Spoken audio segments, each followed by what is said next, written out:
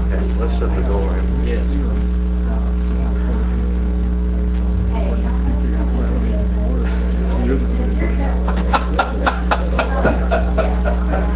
Here she comes. I've had to wear a mask. But you know, they want. But I would say that. Yeah, I know.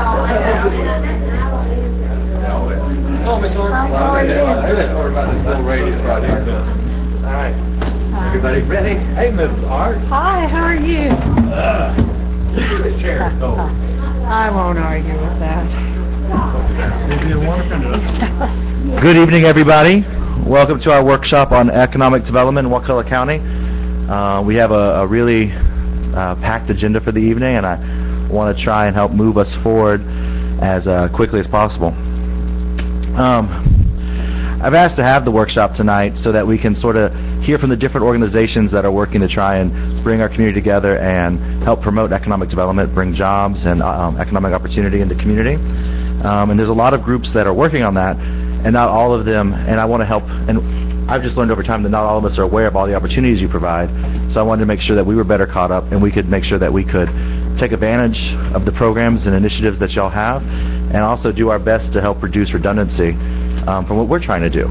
If there's a program we should be supporting to do this, I want to work with that, and if there's programs we shouldn't be doing, I want to work with that. Our copier broke today, which is exciting. So I don't have the handout that I was going to also hand out, but I'm going to email it to our commissioners, and if anybody's interested, I can make sure to email it to you also.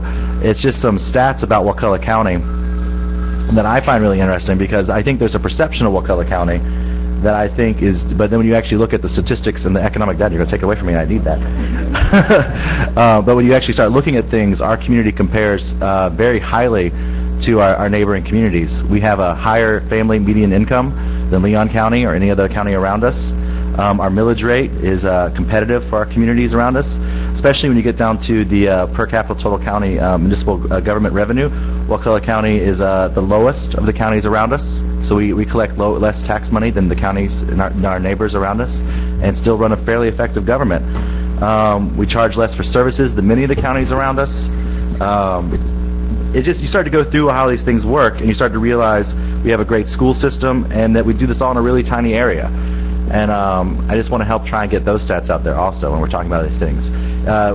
For me, when you put together a really great education system we have down here that ranks higher than our neighboring communities, and you put that together with you put that against the fact that we have a much higher, or a significantly higher median income than any of our neighboring communities. Leon County's family median income is $42,000, and ours is $47,000, and the rest all are in the 30s in our area around it. Well, Franklin is in the middle. It's $44,000.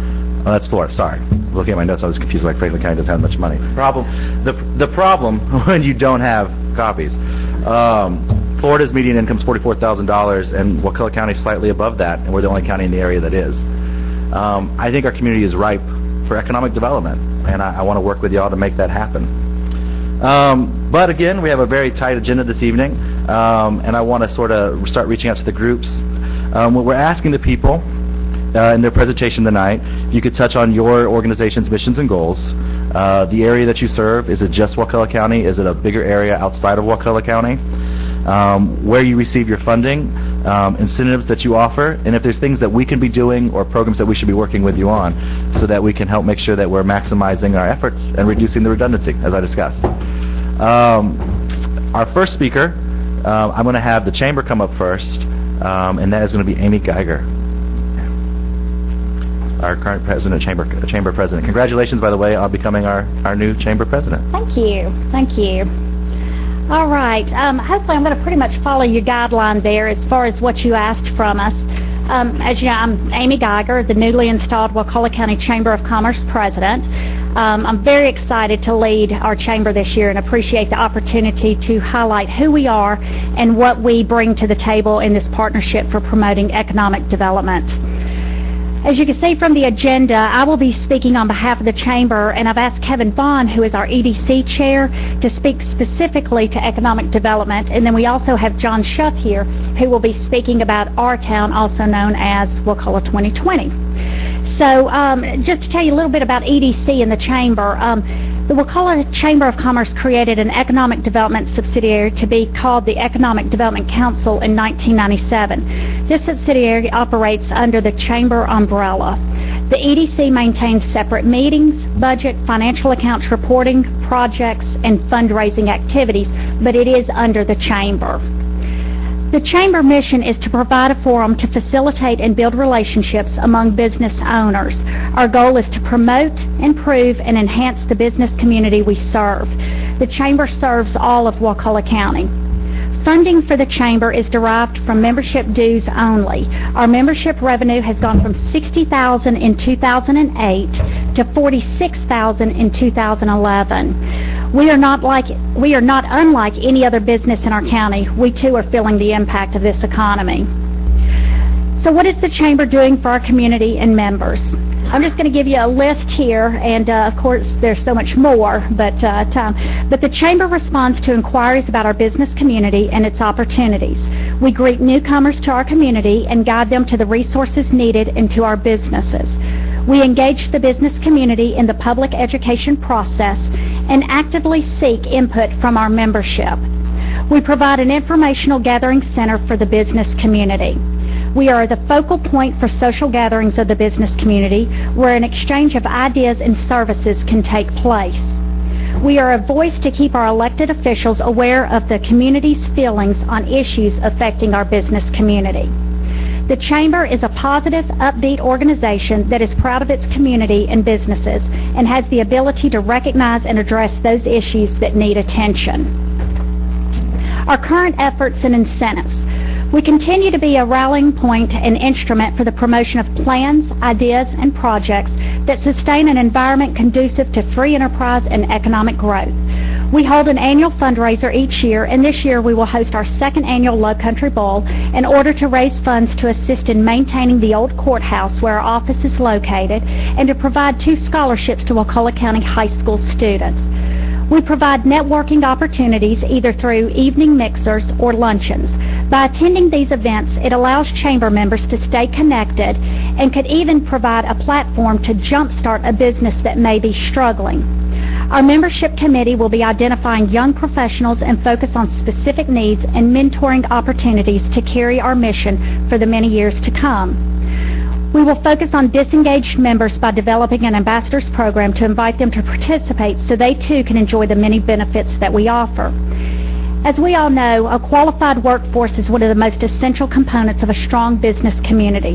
Through the Burt Pool Scholarship Program, we assist Chamber members and their employees by providing opportunities to enhance their skills through online education. We also offer brown bag luncheons geared specifically to the business needs of our community.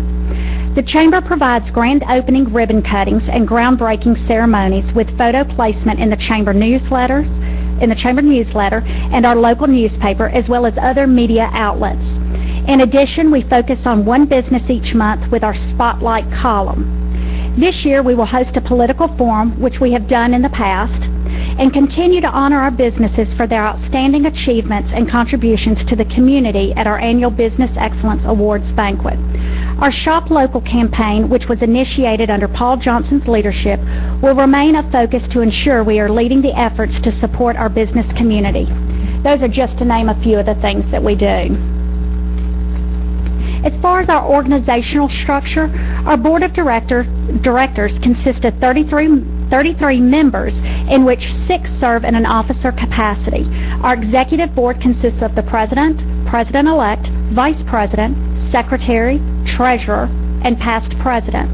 We have also added our EDC committee chair to the executive board. All terms of our board are for 1 year. In addition, we have 5 standing committees, which include Ways and Means, Entertainment, Commerce and Government, Publicity, Membership, and Special Events. Our Board of Directors holds the authority to make decisions based on the needs of our membership. Membership is currently at 270, and in fact, we are in the midst of our membership renewal drive and hope to increase that current figure. As a side note, we signed 49 new members in 2011. As far as ideas go, Wakulla County is a wonderful place to work and call home. Our quality of life is among the best in the state, and our caliber of business professionals make the Chamber the natural leader within the community. Strong and vibrant businesses are the foundation of prosperous communities, and our Chamber plays a vital role in ensuring our businesses are successful. We need to look at the businesses that are surviving and bring them together to form a group to assist those that continue to struggle.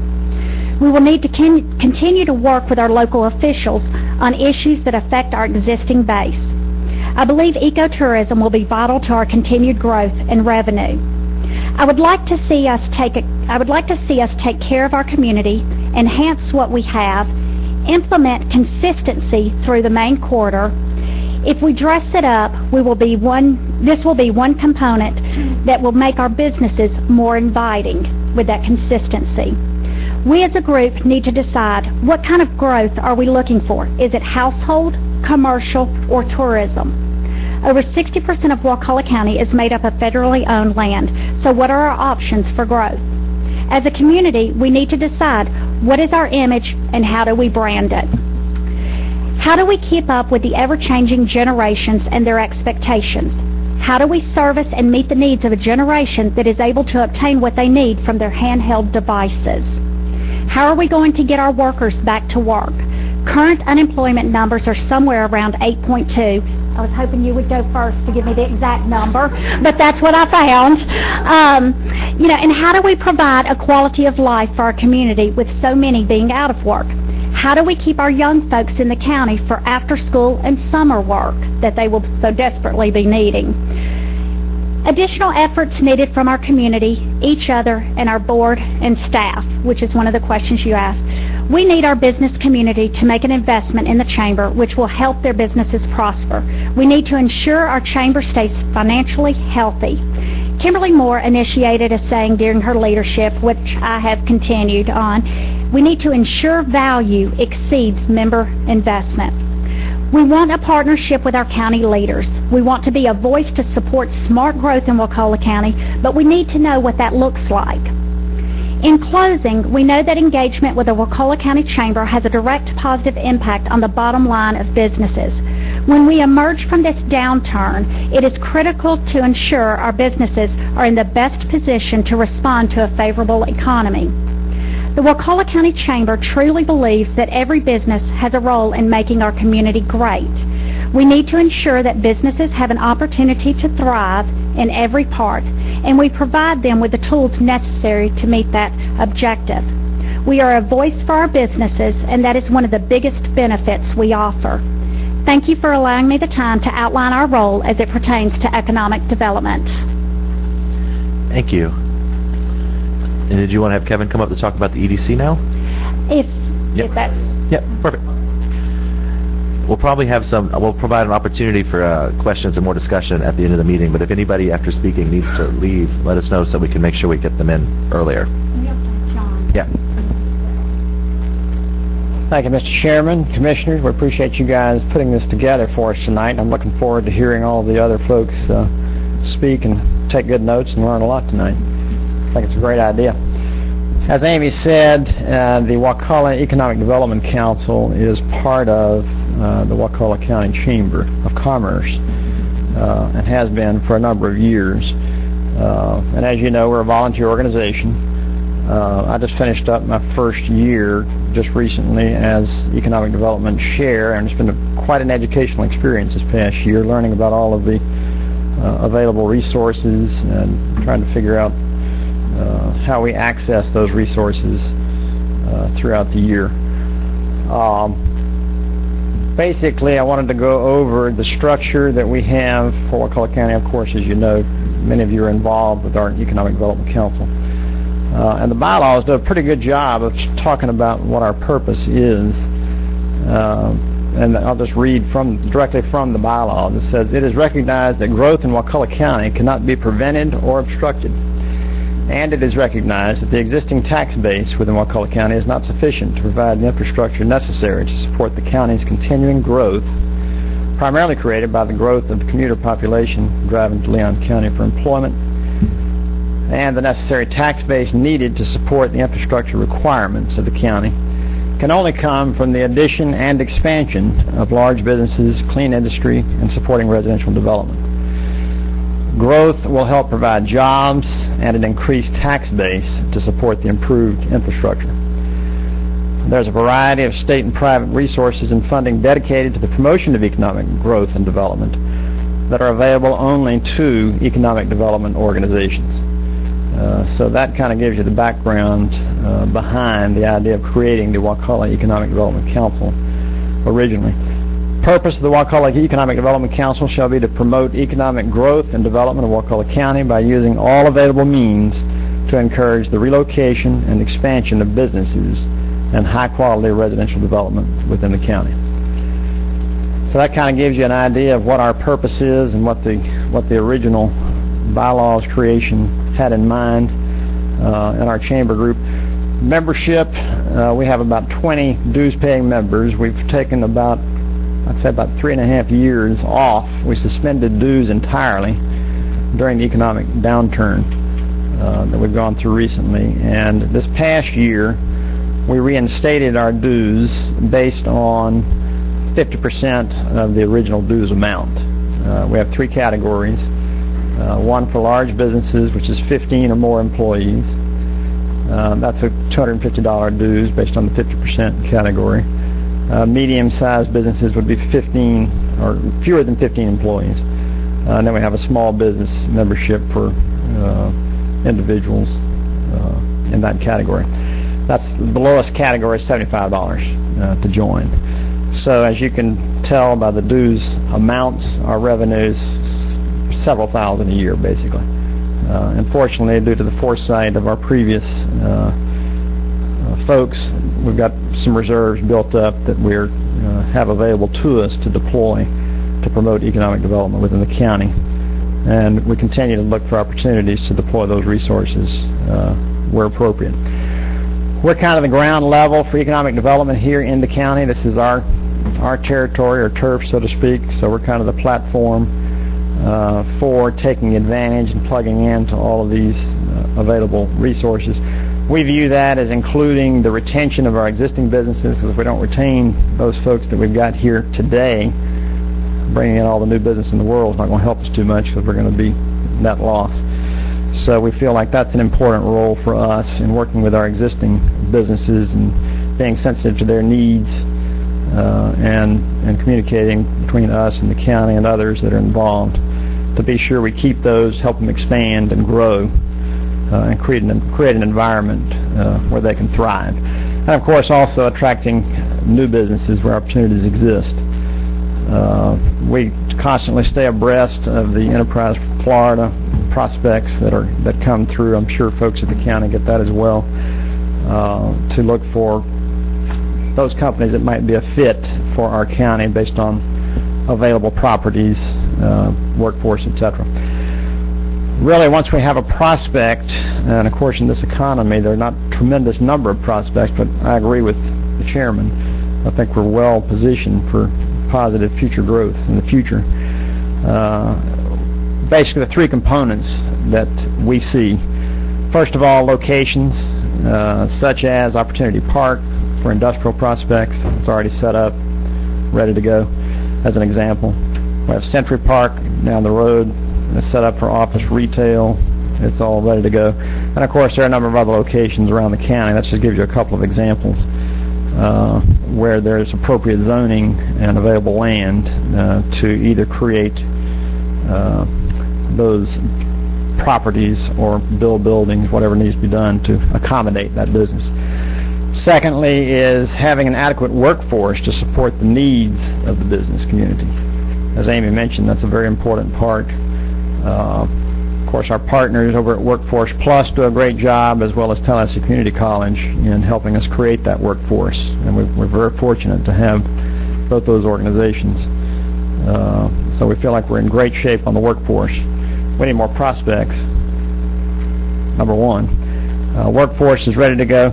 And the third area is incentive packages based on available resources from state programs. From what we've learned this past year, due to our RACIC designation, in many cases the county would not be required to provide any type of matching funds to be eligible for these incentives. In some cases, it's a reduced match, but the RACIC designation certainly helps us take advantage of those incentives where appropriate. This past year, we focused on educating ourselves on available resources while staying abreast of current events in the county that may have impact on economic development. We did hold a joint meeting with the Industrial Development Authority, which I thought was very beneficial earlier this year. From our perspective, our takeaway from that meeting was really we need to find some prospects to get over to the IDA to take advantage of the structure that's created. As you know, and I don't know, is IDA on the program later? They'll talk about what they do, but that was very beneficial for us. We're also participating in the Florida Virtual Entrepreneur Center as a result of the generosity of Progress Energy's contribution, which covered our joining fee, which was about $5,000. So we're very appreciative of Progress Energy. That is a website that gives us additional exposure to entrepreneurs looking to establish businesses or expand their businesses, and connects entrepreneurs with all the resources that we have available and makes them aware of what we have here in Wakulla County. We've also been involved with discussions surrounding implementation of the Crawfordville Town Plan that was adopted by the Commission last year. And now I'd like to bring up John Schuff to talk more about this countywide initiative we're calling Wakulla 2020.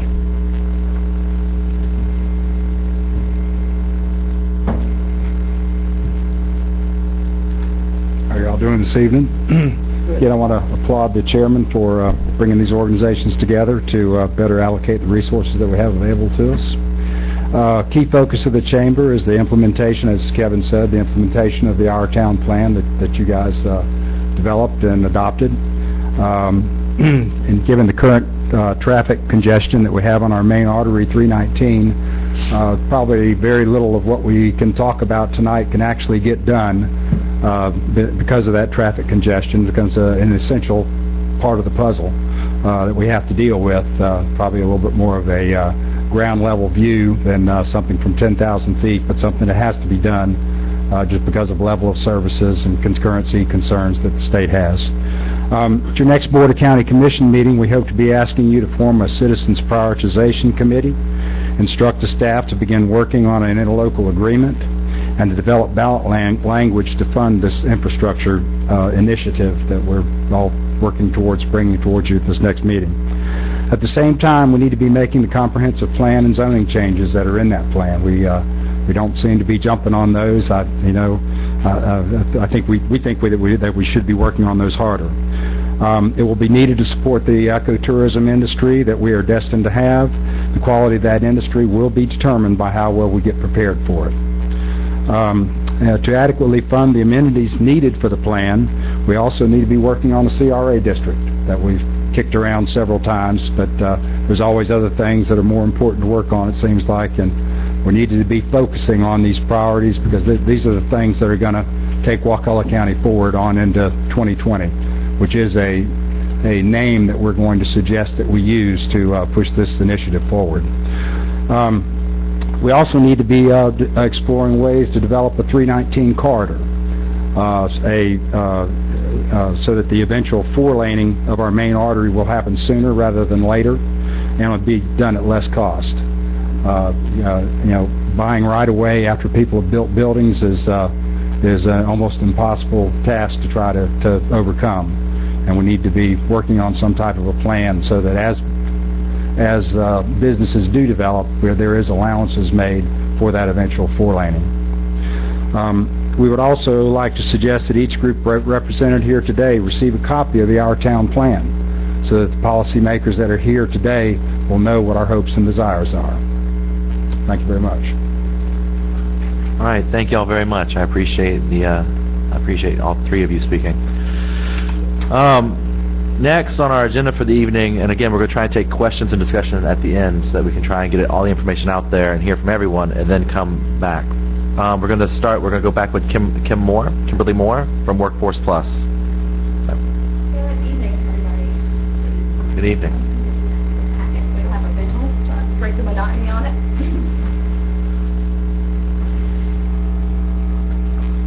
Chairman Brock, thank you. Again, I want to echo what everyone else has said in regards to tonight's workshop. I think it's a great start to creating a no wrong door approach for businesses here in our community, so we'll start with that. Okay. Call economic development in terms of Workforce Plus and our role. Workforce Plus, we are one of 24 workforce boards across the great state of Florida. Together we create a system and network not only for job seekers but also employers.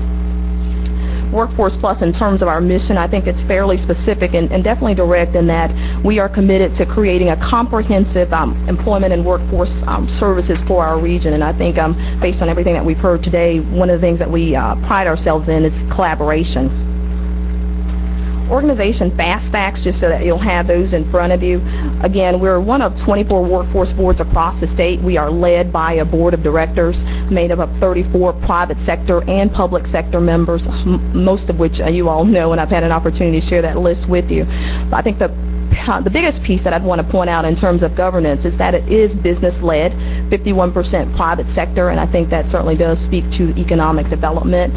And more importantly, we are a private nonprofit, so we are not in it to make money. It is totally to make a difference in the lives of our individuals that make up our communities.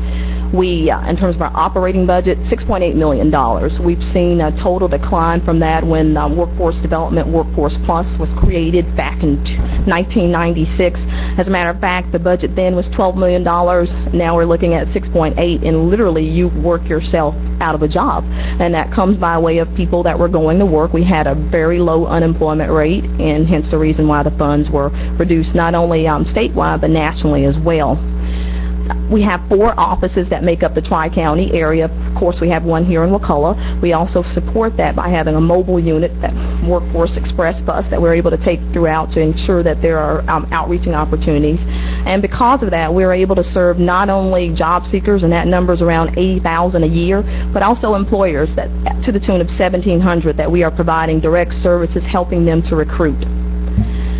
In terms of who we serve, I call it the circle of community first approach. And looking at that, oftentimes we're asked the question, maybe it's just professionals, maybe it's just the downtrodden individuals that have had a hard time finding employment, but it really is across the board. We serve individuals who have disabilities, individuals that are ex-offenders, individuals that are executives, people that never thought that they need our services before, employers as well as youth, and one of our strongest groups right now, veterans returning back home. Those are all the groups that we serve.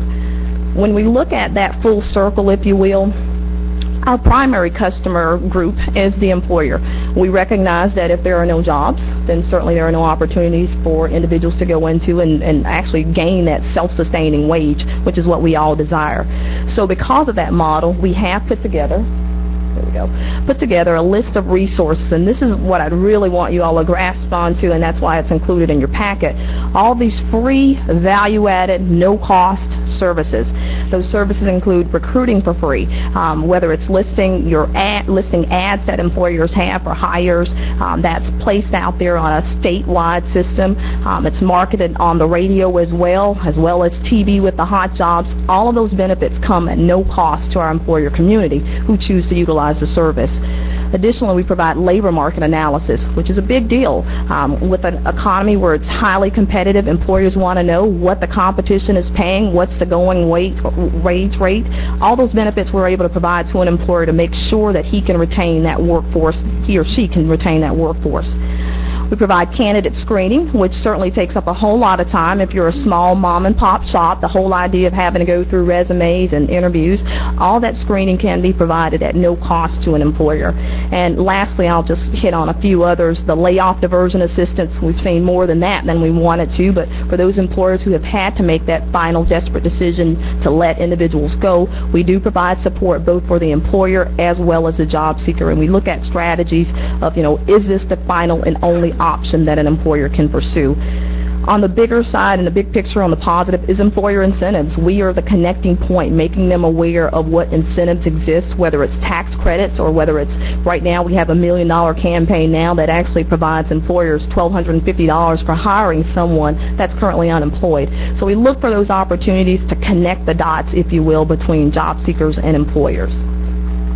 Wakulla businesses, I thought that you would find this fairly interesting as well.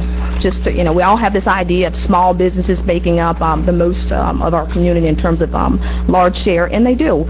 If you look at the slide, and I'm going to leave that with you tonight, 285 employers here in Wakulla have, they're 78%, that's what it results into, but they have less than 10 employees. It's 285 businesses that make up 78% of the total employers here have 10 or fewer employees. So we truly have that small business mom and pop shop.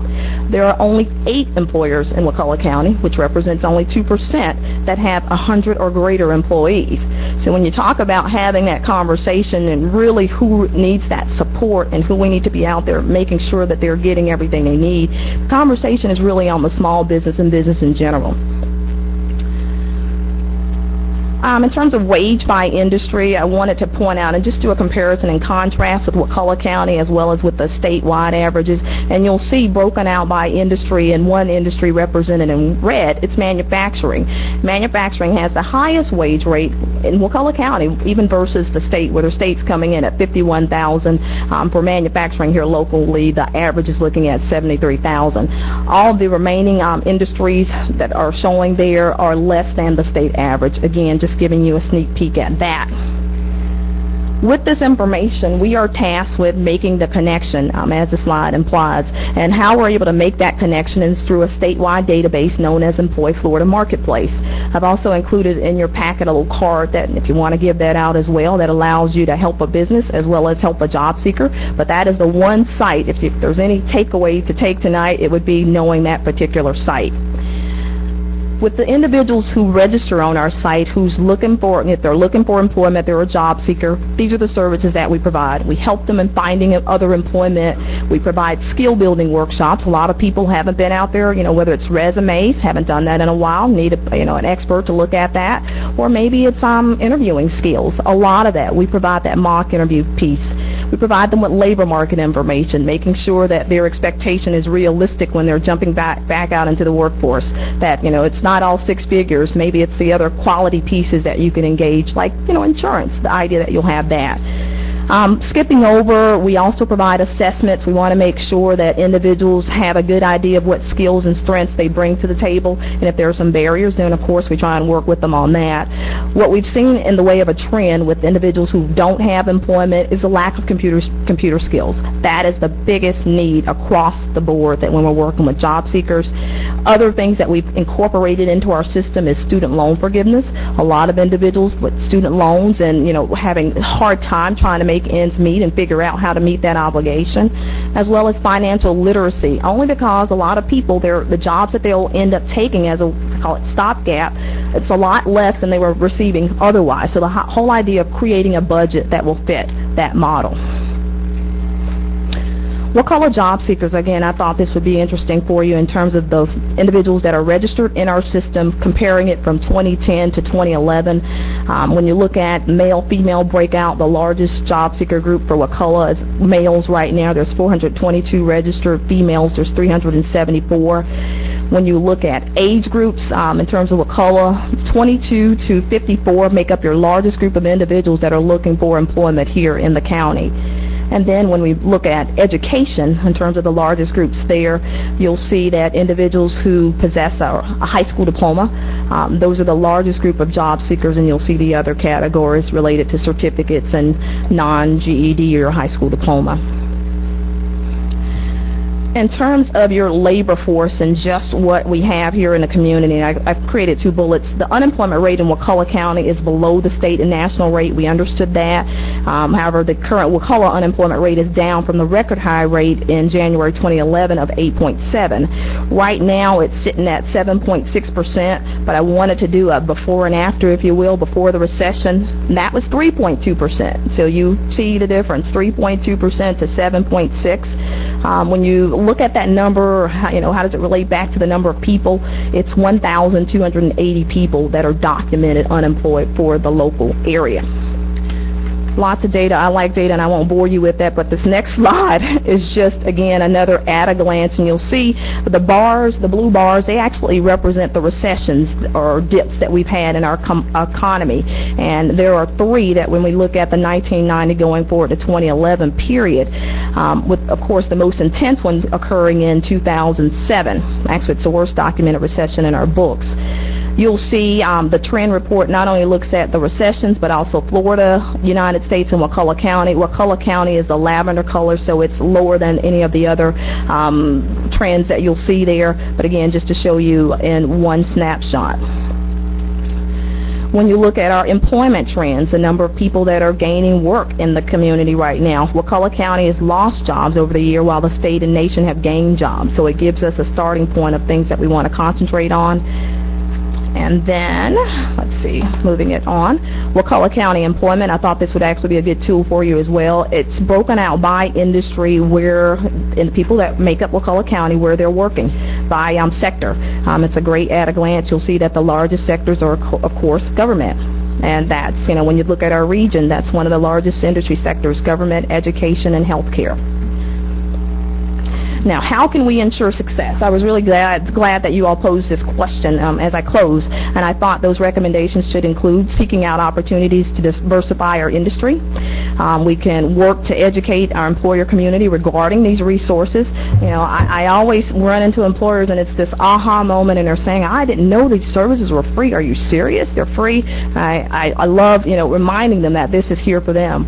The other piece is engaging economic stakeholders on an ongoing basis, just what we're doing here tonight. Hearing what everybody else is doing and how we can not duplicate the effort but work collaboratively to make sure that we have a strong voice for business. And then lastly, looking at identifying key target areas to focus on, and then formalizing a business strategy that not only looks at the hopes of attracting new business, but certainly looks at retaining businesses. I've just shared it with you. 78% of our businesses have 10 or fewer employees, so they're at risk, and we want to make sure that we're there to support them. With that, I certainly want to say thank you for the opportunity to present. I hope that the information will be helpful, not only for tonight, but definitely going forward. Thank you. Thank you, Kim. And I appreciate you putting together such a nice presentation. Next up, and again, we'll follow up with questions and discussion at the end. We have the IDA, who we have coming up to speak now.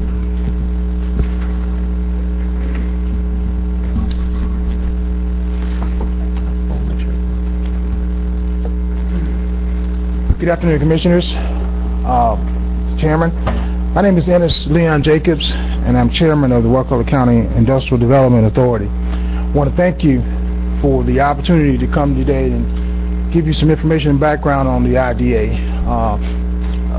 It has a storied past and history in Wakulla County, and so we want to kind of bring you up to date on where we are and how we're moving forward.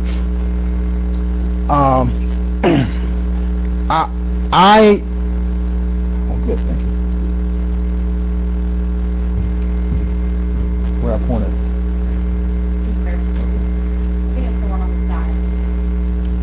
There we go. Just as some basic background, the IDA is a creature of statute. It's all of its outlines and guidelines are defined in statute, chapter 159. However, it comes into existence pretty much by your determination. That determination is essentially that you see the need for the services that it offers. Primarily, it is created for financing and refinancing projects that will be developed and put on the ground by a private entity. You essentially loan money to a private entity to put these projects in place. The Wakulla IDA is in addition to that financing role, we're here also to study and coordinate with the other agencies in the county that are focused on economic development. And we'll talk a little bit more about that in a moment. Carrying out this purposes, we're specifically looking to work with the chambers and the Economic Development Council and the Tourism Development Council, and we move forward in that area. Now, in simple terms, what we do is we receive, review, and consider applications from private firms or public-private firms that are seeking financing generally for some kind of a capital project. We then put together, based on some criteria that I'll go through in a moment, how that fits within the priorities and the objectives of the county. We come to you then with a report, which essentially looks at whether or not there's financial feasibility and viability in this firm to consider, and whether or not they conform with the statute. There's state law and there's federal law that guides these bonds. The state law is pretty much in statute. The federal law is somewhat in statute, but primarily in the Internal Revenue Code. Now, what's kind of important to understand is that there are some discrete filters that are placed around what these bonds, what these securities can go for. As kind of a broad catch-all, it's for public purposes, but that's a very broad statement. Generally, you're looking at capital projects that have to do with fundamentally with the economic viability of the county. If you're going to put these resources out, the intent is that they add to the economic prosperity of this county. That's the fundamental guiding criteria. That can be in terms of long-term prosperity, but primarily in today's world, you're probably talking about jobs. They can bring jobs to the county. And so that's going to be a fundamental filter that's going to guide a lot of these applications. The standards that we look at cover several areas. As I indicated, the fundamental one is called public purpose. We look at how is this project going to affect the economic development in the county and the growth of the county. We look at, specifically we can look at how it's going to affect the environmental safeguard. But in a broader context, we look at how is this going to really come to bear on the long-term well-being of the county. Financial feasibility. What we're looking for here is, does this private firm demonstrate the wherewithal to pay back these dollars? Because ultimately they have to pay back the money that's borrowed on these bonds. This is not a financial obligation to the county. While you issue the bonds, it is not your financial obligation. That it is actually the firm that has to pay that back. So up front, there needs to be a very, very, very clear litmus test, and they need to be scrubbed very carefully to be sure that they can meet that requirement. So we look at all of the financials. We look at not only that, we look at how the company has dealt with itself, but how it's dealt with other members of the community. Local oversight. As you can tell by your workshop today, and this is a very, very positive step, I want to say, there are many entities in this county that are touching on the economic development engine. So we want to make sure when these dollars go out that this company is not an island into itself. That there is collaboration and coordination and oversight amongst all the other agencies that are involved, and that really has to happen. I'll show you a couple examples of that in a moment. And then finally, accountability. How do we make sure that it does what it says it does? Now, again, I indicated there's been a history of an ID. It was reconstituted in 2009 by your ordinance, and you went through a very elaborate discussion about putting the ID back on the map. We came on board, and one of the first things we did was recognize we needed to revamp the application process. So we did that. We did a survey, looked at some other some other samples out there, and we finally voted on a new application package. And the process is pretty much similar to what it has been, but we've developed kind of like a priority screening process. Now, there had been a prior economic development report done that we became aware of. We did a brief review of that to understand what some of the priorities have been, and to what extent they still have viability and merit to move forward. We deliberated on some additional priorities. Again, most specifically, how to bring jobs, and what are the enhancements, what are the barriers to bringing jobs to Wakulla County. I thought was a very important and constructive step. We organized, along with the EDC, a joint meeting. We came together, and I'll show you the agenda for that meeting. I thought it was a very constructive discussion. and we came away with what I think some good positive deliverables that we can come to the table with. I'll talk about in a moment. I attended the Rural Economic Development Summit last year. Heard some good presentations from Taylor County, neighbor to the east.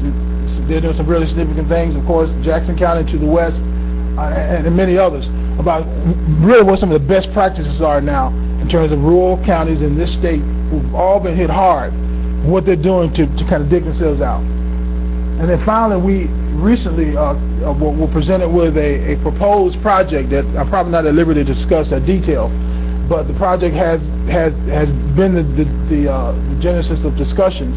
And so we issued, to move those discussions along, we issued and I signed a support letter indicating that based on the description that we have thus far, that if that project were to move forward, we would absolutely receive an application from that project for the IDA. The members of the IDA, many of whom are known to you, there's a requirement for that they be from diverse backgrounds and categories, and so that's why many of these folks have been brought on board, primarily because they bring expertise and very distinct expertise in some areas. As I've indicated earlier, because of the process of how we review these companies, there's a need for instance, a CPA. There's a need for someone who has background in dealing with bonding. And so these, and of course I'm an attorney, so that's the nature of the beast of why we bring people of such a diverse backgrounds to the table. Now, as I indicated, we had a joint meeting with the EDC, and several of the items that we talked about there, but as a general overriding theme was how do we come together to have as much of a seamless process and platform as possible by which we can invite companies who are interested in Wakulla County to come to the table. What you find is that there is incredible competition right now, not just in this part of the state, not just in this state, all across the country and all across the world. In fact, that is really the issue right now. The connectiveness that has emerged with the internet has made Wakulla a competitor in a global economy, and that has been made apparent in our discussions at our meetings. That we are in a race to be attracted to companies whose antenna or whose scope of observation spreads around the world. So we have to be aware of that. We have to understand how to make a dent in that kind of a world. So we talked about some things that might be useful. We talked about a business promotion toolkit, what things might be a part of that toolkit. One of the things we specifically talked about, and I think we had some good collaborative discussions on, was one of the fundamental things that needs to be on the table for businesses is understanding what kind of space is available for them to locate in. And it's my understanding still to the day that we don't have such an inventory as that. And so one of the things we like to do is figure out how to come together with the other agencies and put together a master list of what kind of space and areas available in this county for a company where they be looked seriously to locate here. We talked about a strike team. When companies are an early part of looking to locate, those are very, very sensitive discussions, and it's very difficult to have those discussions in a very broad public setting. So it's important to bring together a very broad collaborative of people to have these very sensitive discussions. And what I saw at the Economic Development Summit is that is vital to do that early on, because you have to jump out ahead of all these other companies, these other communities that this one company might be looking at. So we talked about that idea. We didn't really come to a conclusion on that, but that was an idea that came to the table that we may want to pursue in future discussion. And then finally, we talked about some of the funding from the oil spill. Those are preliminary discussions. In fact, many things have changed since that meeting, so probably they're dated. Those discussions are very dated at this point. Now, so we came away with kind of a conceptual understanding, but not much of a tactical plan, and that's what we're hoping to move forward with. we understand the players and how important they are. And hopefully what we'd like to see at some point in time is that all these people coming, all these organizations coming together with a input into the economic development strategic plan. There are some wonderful examples out there. We looked at one from, I think it was in Delaware, a community in Delaware that brought all the players together and had a specific document, a strategic plan that they can work from as they go out and reach out to companies to locate them. And you, of course, are the overriding guiding structure to this process. Now, a couple of examples. Hillsborough County, at the airport, there was a building that was slated for I believe it was for demolition. It was an old call center for one of the airlines. There was some politics going on between the airline authority and the county commission, and as always is the case, nobody was talking to the other. Somehow, one of the members of the Economic Development Council, I believe, found out about this building, went and intervened with the airport authority. End result of that is that Market Center borrowed $22 million that was basically proceeds of IDRB bonds.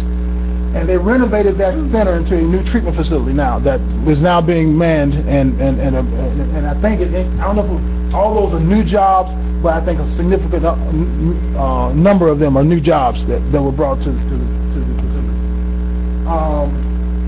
The other one many of us are very familiar with is Jackson County, the Family Dollar Distribution Center. They gave a very significant presentation at the summit. And what was patently obvious from that application is how vital that cooperative and collaborative approach is. They didn't have this land. They were looking at they did have an inventory, and they shot that inventory to the Family Dollar people, but it was obvious very early on it wasn't going to be necessary. I mean, it wasn't going to be adequate. So this land, as my understanding, there was a delicate discussion, but it wound up being donated to the county, and the county wound up, and I may be a bit off base, but in essence there was a very, very close handshaking that happened in order for them to get this land out on I-10 for this facility, and that was like the deal maker to get the Family Dollar folks firmly rooted into this application. So those are, obviously that's a project we like to have, but in Wakulla County we don't know that's right now on our radar screen. But I believe that there are projects that are absolutely on our radar screen that we begin to put together a real strong, cohesive, collaborative, and strategic approach. We can begin to attract things like that. And I thank you for your time. I'd be happy to answer any questions later on. Thank you, Leon. I don't believe anyone from Opportunity Florida is here, but that works out okay because we accidentally left the Tourist Development Council off, so they will speak in that spot. I think there was just a little confusion there, and then we will go to Florida Straight Northwest. If you don't mind, Pam, Beth Kirkland's here. I'm going to make sure we let her in. She wandered our doors. Okay. Well, we, like everyone else, appreciate being invited to this workshop. Tourism development is economic development. I have some handouts that are really more statewide statistics and figures from the Visit Florida and the Florida Association of Destination Marketing Organizations, but it just proves that that tourism creates jobs and that it is equal to economic development. So we're glad to be part of the discussion. I'm sorry we kind of don't read these, so I could maybe share some information about. So the mission of the Wakulla Tourist Development Council is to promote Wakulla County primarily as a nature and heritage-based tourism destination. And we do that through many avenues. Advertising, of course, we use our funds to do various print, radio, television, and web-based advertising. We work on promotional materials that are placed at welcome centers throughout the state and that we give out at travel shows and that sort of thing, rack cards, visitor guides, those kinds of things. We also produce materials that are for the visitor once they get here. We have our tear-off maps that get them around the county, show them our main attractions, and give them visitor information, as well as, of course, our welcome center and the visitor center out through the chamber. We attend at least a couple of travel or trade shows every year where we distribute thousands of our brochures from all of our tourist-related businesses, as well as the materials that we produce through the TDC. And we also organize and work with other partners that I'll talk about in a minute to put on familiarization tours with media, travel writers, outdoor enthusiasts, those types of people that will write articles about us and increase awareness of what we have to offer in Wakulla County. We also are involved in product development for TDC. In other words, even though we have incredible resources that you would just think anybody would love to come and see, we can talk about the refuge and the national forest and the Wakulla Springs and that sort of thing, but these days travelers are really looking for almost a hold your hand kind of thing to get them where they want to go. So developing tours and itineraries that we can promote and put on our website, or getting involved in the trails and the bike ped Blueways master plan, those types of things that actually create a destination, a place for people to come and stay. We are this year very focused on getting demographics and information and surveys done to determine economic impact of tourism in our area, and also to help us determine the return on investment of the marketing activities that we do get involved in, to see where we need to put our very limited tourist development funds.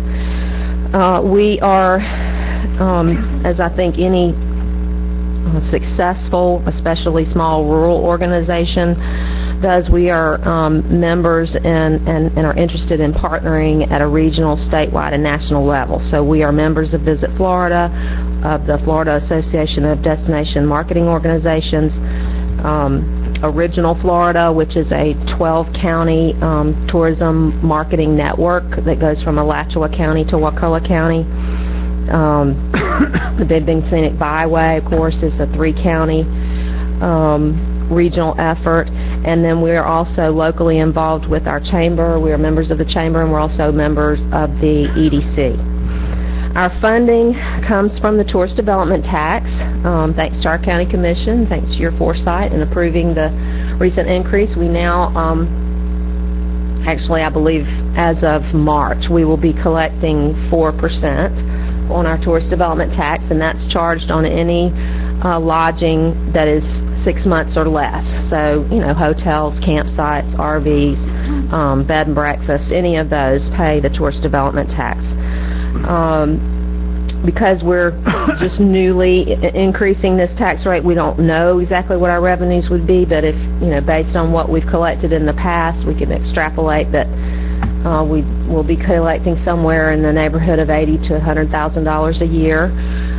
But the whole point of collecting that is using it to promote the county to bring more visitors. So that, hopefully grows.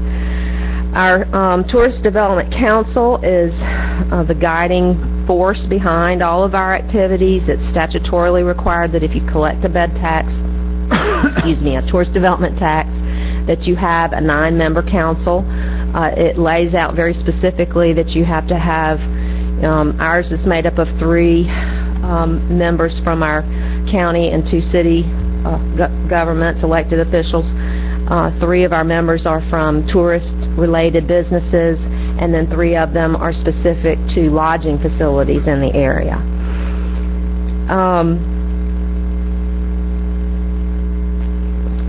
Sorry, I just lost track of where I was headed. As I was, saying earlier, tourism development is economic development. If you see the things I handed out, it's some pretty, those are statewide figures, but it's pretty compelling that, it's not just the tourist development tax that's collected when a visitor comes to town. First of all, according to Visit Florida, every 85 visitors supports one job in the tourism industry, so that's pretty significant. I think that's not very many visitors, and we're reaching people worldwide now because of the web-based marketing and that sort of thing. So it does create jobs. I think specifically in Wakulla County, because some of the things that might hold us back in other economic development ways, like the fact that we have so many public lands and we don't have the large tracts, or we're not located right next to I-10 for a Family Dollar, facility or something like that, are some of the things that make us the perfect place for tourism. And that is all those public lands and the places that people can come and recreate. I was glad to see the statistics from Workforce Plus that showed, my guess was actually off a little bit, but tourism is the third highest industry in Wakulla County, and we actually touch on the two above us. I mean, when a visitor comes to town, they're going to pay that tourist development tax, but they're also going to pay sales tax, which is going to go into those government funding and government jobs, and they're going to buy gas, and they're going to do things that aren't really directly related to the leisure industry, but touch everyone. For us, we are here to possibly provide any kind of data as we begin to collect this data specific to Wakulla County on economic impact and numbers of visitors and that sort of thing. Hopefully that kind of data feeds into bringing businesses who are interested in locating here in a tourist-related type industry. And we want to be involved in that planning process, of course, to be part of the economic development plan. But really, we're all about promoting Wakulla and getting those visitors here. Some of the help that we could use, and I think it could be that some of these organizations that are here tonight that I didn't even realize might be helpful in these ways, could we, every year, as in any other industry really, we face different legislative issues that could be devastating to our tourism industry, and so we, recently I forwarded some information on the National Scenic Byways program that right now at the federal level they're trying to completely eliminate that program, and that's devastating for rural communities across the nation where these scenic highways are, and who depend on that kind of national exposure to really boost their economies. So any help we can get from organizations who are allowed to lobby or correspond with their Congress people and legislative representatives about those issues, we certainly would like for them to do that.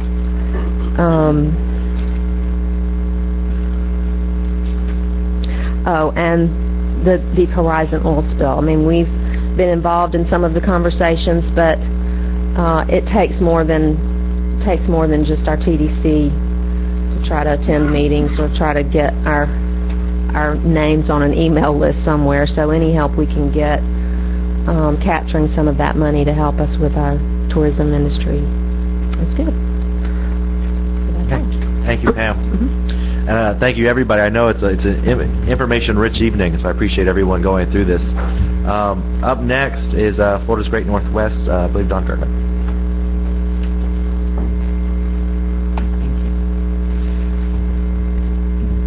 Thank you.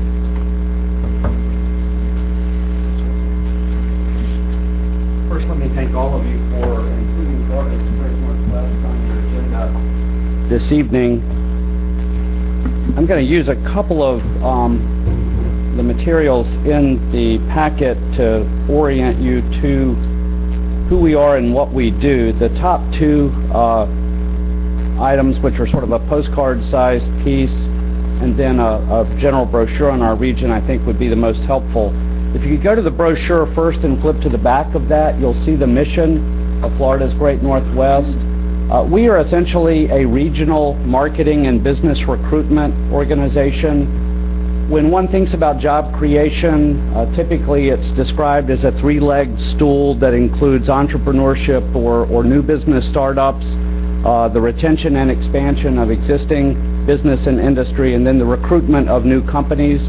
We are narrowly focused on the third leg that I described, which is the business recruitment function. So your organizations here that you've heard from this evening do a very good job of working with small businesses, existing businesses, and business expansion. And I know you're going to be hearing from my counterpart, Beth Kirkland, in just a moment. Beth also is involved in helping promote and market the Tallahassee MSA, which includes Wakulla County, and she'll describe that. But certainly in both cases, we work very closely with Beth and her organization in marketing and promoting not only the entire region, but the Tallahassee MSA. But we don't market 16 products. We represent 16 counties, but we really only market one product, which is Northwest Florida. Our mission, as you can see, is to raise awareness of Northwest Florida as a business location and to work with our partners to try to ultimately attract jobs and capital investment to our region. We are funded primarily through the private sector. We do receive some funding from our workforce board partners like Kim and from our higher education institutions like Tallahassee Community College and also through some of our local economic development organizations, including Leon County. But we are primarily privately funded by private businesses. We have just begun a new private fundraising campaign that is just getting off the ground, through which we hope to significantly increase the private sector funding from our organization. We have also benefited from some grants for which we have successfully applied. One that you may have heard of that was a very substantial Department of Labor grant was called WIRED, which stood for Workforce Innovation and Regional Economic Development. That was a 5-year grant that concluded last January, a year ago, and we are right now the beneficiary of a 2-year, we're in the second year of a 2-year Federal Economic Development Administration grant that is also helping us with our marketing and promotion efforts. So I guess the next question that Chairman Brock asked is, how can we help Wakulla County? Well, as part of the region that we represent, we are trying to promote this area as a business location. And so to the extent that we are successful in raising awareness of Northwest Florida as a business location, all of our communities will benefit, including Wakulla County. I would ask you to think about the business recruitment process through the filter of a company or a client. And as Mr. Jacobs mentioned a few moments ago, for a company, whether it's a U.S. company or an international company, literally the globe is the universe of potential places where that company could choose to make a capital investment. So to walk through the process, you have to determine first if your investment is most suited for the Western Hemisphere, then North America, then the United States, and within the United States, the Southeastern United States. If the Southeast is where you determine that you want to make that investment, what state in the Southeastern United States, and then what region of that state, because certainly here in Florida, like most states, we don't have a monolithic state economy. We have very distinct regions within Florida that are very diverse, each of which offers its own advantages and differentiating characteristics. So our goal at the end of the day is to raise awareness of Northwest Florida as a business location. In the materials, you'll see some brochures that talk about two of our important target industries in which we are very active, one of which is in the aerospace, defense, aviation sector, one of which is in manufacturing, because we believe that North Florida and Northwest Florida in particular are uniquely positioned within the state of Florida to be an excellent location for manufacturing. And there's a lot of data right now that suggests that manufacturing is returning to the United States, and that will be disproportionately those companies will be disproportionately locating in the southeastern United States. So we want to make sure that we are a part of that. As Kim's presentation indicated, those are very high wage jobs compared to many other types of jobs, and they're the kind of highly skilled jobs that we certainly want to keep in our region. I want to mention one other thing before I sit down, and that is I noticed that Enterprise Florida is not here this evening. they are, as you've already heard, a very important partner, and they're an important partner not just on business attraction, but I think they can assist across a whole range of services that are provided to existing industry, to assist with workforce development, to assist with entrepreneurship. But one thing in particular I want to mention, and this isn't something that has been formalized or even finalized. It is my understanding, though, that this year Enterprise Florida will launch a new, what I think they're going to characterize or call a community readiness or a community competitiveness initiative. And part of the goal of that is to work with communities throughout the state, not just rural, but I think with a particular emphasis on rural and RACIC counties, to try to help those counties and the leadership in those counties really identify the things that are needed to be in place for the community to be successful in recruiting and attracting new business. And that will run the gamut from sites and buildings to a website to a specific targeted marketing and recruitment plan. So I think that's coming, and I think the state will have technical assistance that will be part of that. So I do urge you to keep your eyes open for that, because I think that's a great resource that can help you as you move this collaboration forward. But again, I appreciate the opportunity to be with you this evening. Thank you. Thank you very much. We don't have enough dots on our county. I understand. Other people have more dots.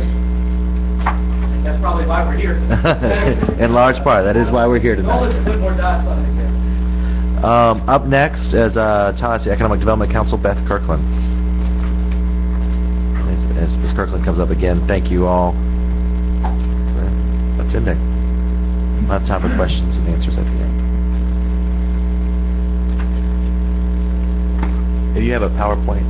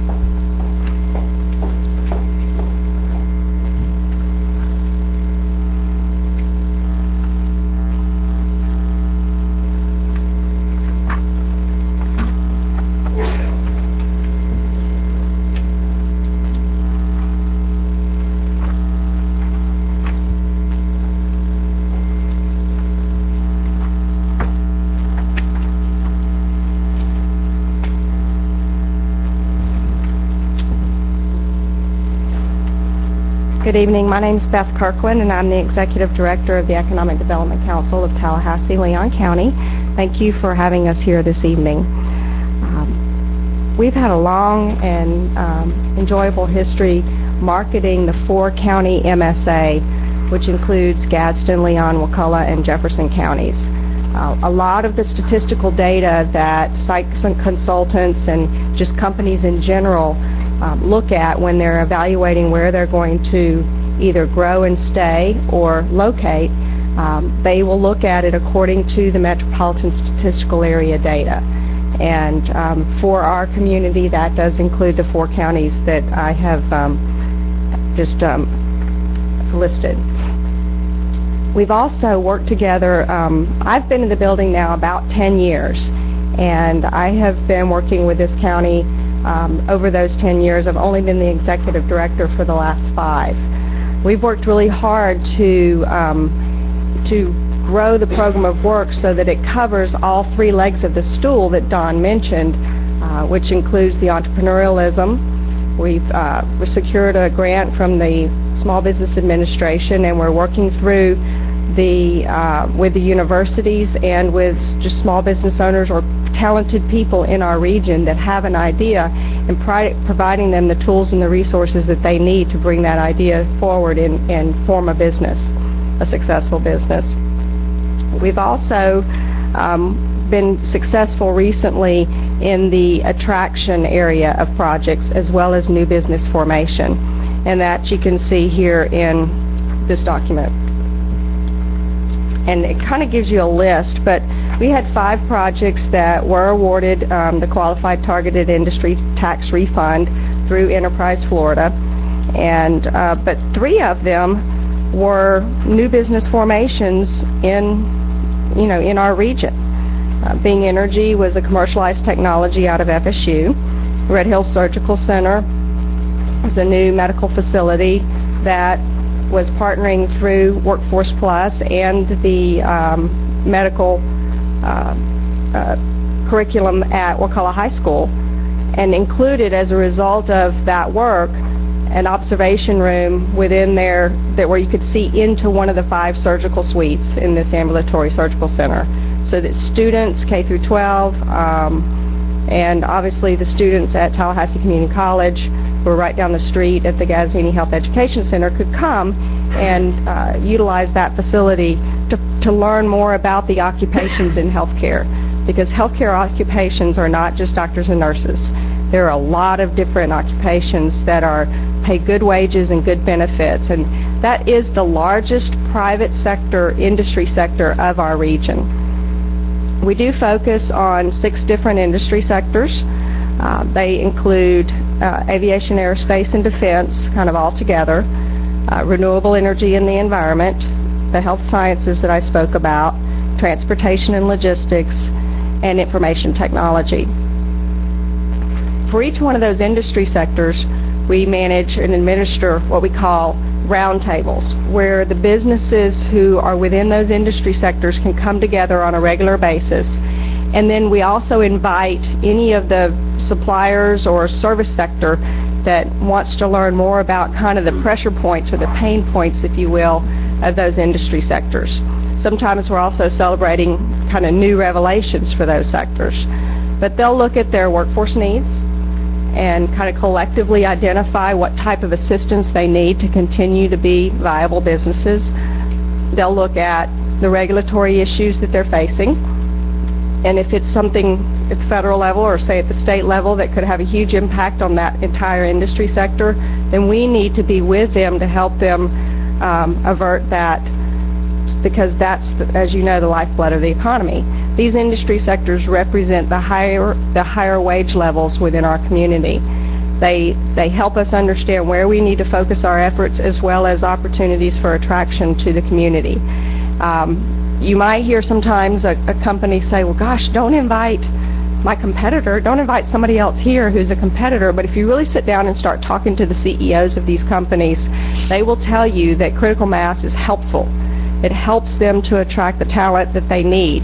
They can't get the talent they need if that person doesn't have somewhere else to go, if, for instance, it might not work out with that company.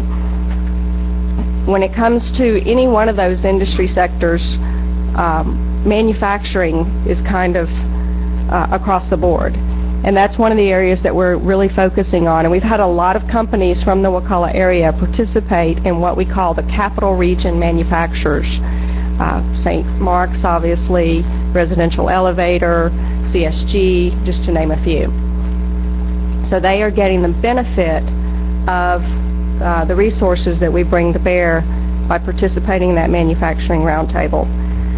Another example would be, that was the group of employers who said to the community, we need one training facility for manufacturers. You know, I'm getting the folks and I'm training them all, and then I'm turning, the next guy goes and hires them from me for another 5 cents an hour, and I put all the investment into the training. We were able to partner with Tallahassee Community College and Dr. Murdaugh to build out the Advanced Manufacturing Training Center, and it was the volunteer leadership as well as the staff that helped bring that about, and the manufacturers in the area, quite frankly, took a lead role in helping to identify Department of Defense grants and come up with solutions as to how we could do that. Another example of companies that have been started in this area from the renewable energy sector, Bing Energy has licensed technology from FSU, and of course they're now located in Innovation Park, which is the research and development park in Leon County. And then there were two companies that licensed a new solar technology, solar collector technology. So it's not a flat panel like we're used to seeing. It actually looks like a mylar balloon. It's long and cylindrical. And that is being tested in Leon County right now. As you're probably aware, the airport is an Achilles heel when it comes to economic development for our four-county region. And we're very glad that the leadership has seen and selected Sunil Harman as the new director of the airport. He comes with a lot of experience in developing the lands in and around airports, and he has initiated 3 different master plans simultaneously from his 17 years of experience at Miami International. He's put in a master plan for the terminal, a master plan for air service, and a master plan for the land around the airport. And it's going to be kind of a chicken and egg thing. You know, if you can lease just 500 of the 1,200 acres around that airport, that revenue alone will cover the cost of running the airport, which gives you a lot more flexibility in dealing with the airlines. But and we've already issued the RFP on that master plan. I was set on committee to select the team. Got 2 great teams, and it really doesn't matter which one we end up negotiating with, because I think we're going to be very successful with either one. The key to that, not only do they come with the skill set of looking at the lands and figuring out how big the parcel should be, but each of those teams has a site consultant type person who knows the market and who is going to be speaking to those decision makers throughout the world who are actually looking to be at or near an airport. So it's like built-in prospects for this region. And as we know, the airport is in the southern end of Leon County. It's very close to Wakulla County, and we are all stand to benefit from the attraction that will occur and the building out of the lands in and around Tallahassee Regional Airport. In addition to entrepreneurialism through the university's attraction, which is just a standard traditional economic development methodology, and retention of the existing businesses in your community, which is where the roundtables serve that function, we've also added some programs for that second stage company, which is not in it. It could be retail, it could be service sector, it could be any type of company, and they're typically revenues between 1 and 25 million. They have maybe between 9 and 100 employees, but they're the bread and butter. They're long-standing. They have growth trends every year.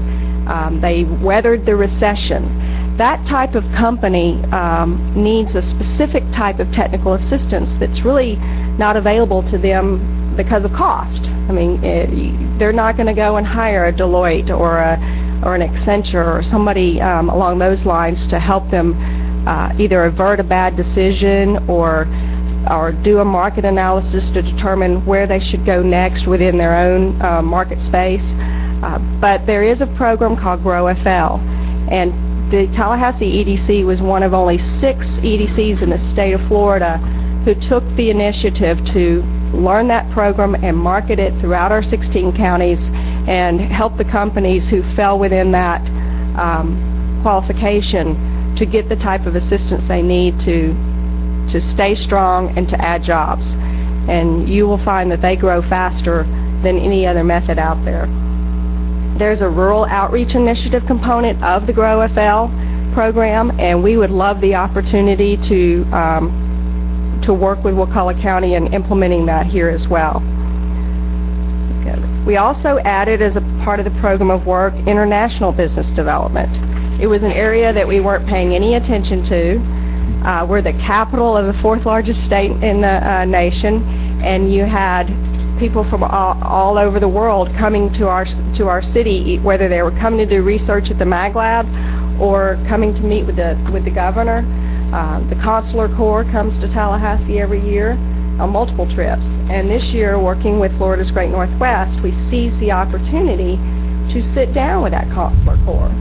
And they're not much different than we are. I mean, the lady that represents Germany went to school in Troy, Alabama, and her husband was, stationed at Fort Rucker. She had a little bit of a German accent, but she knew this Alabama. I'm a South Alabama kind of girl myself. I've got some family right across across the line. So she understood our region and was thrilled to learn more about what we were doing in Northwest Florida with regards to business development.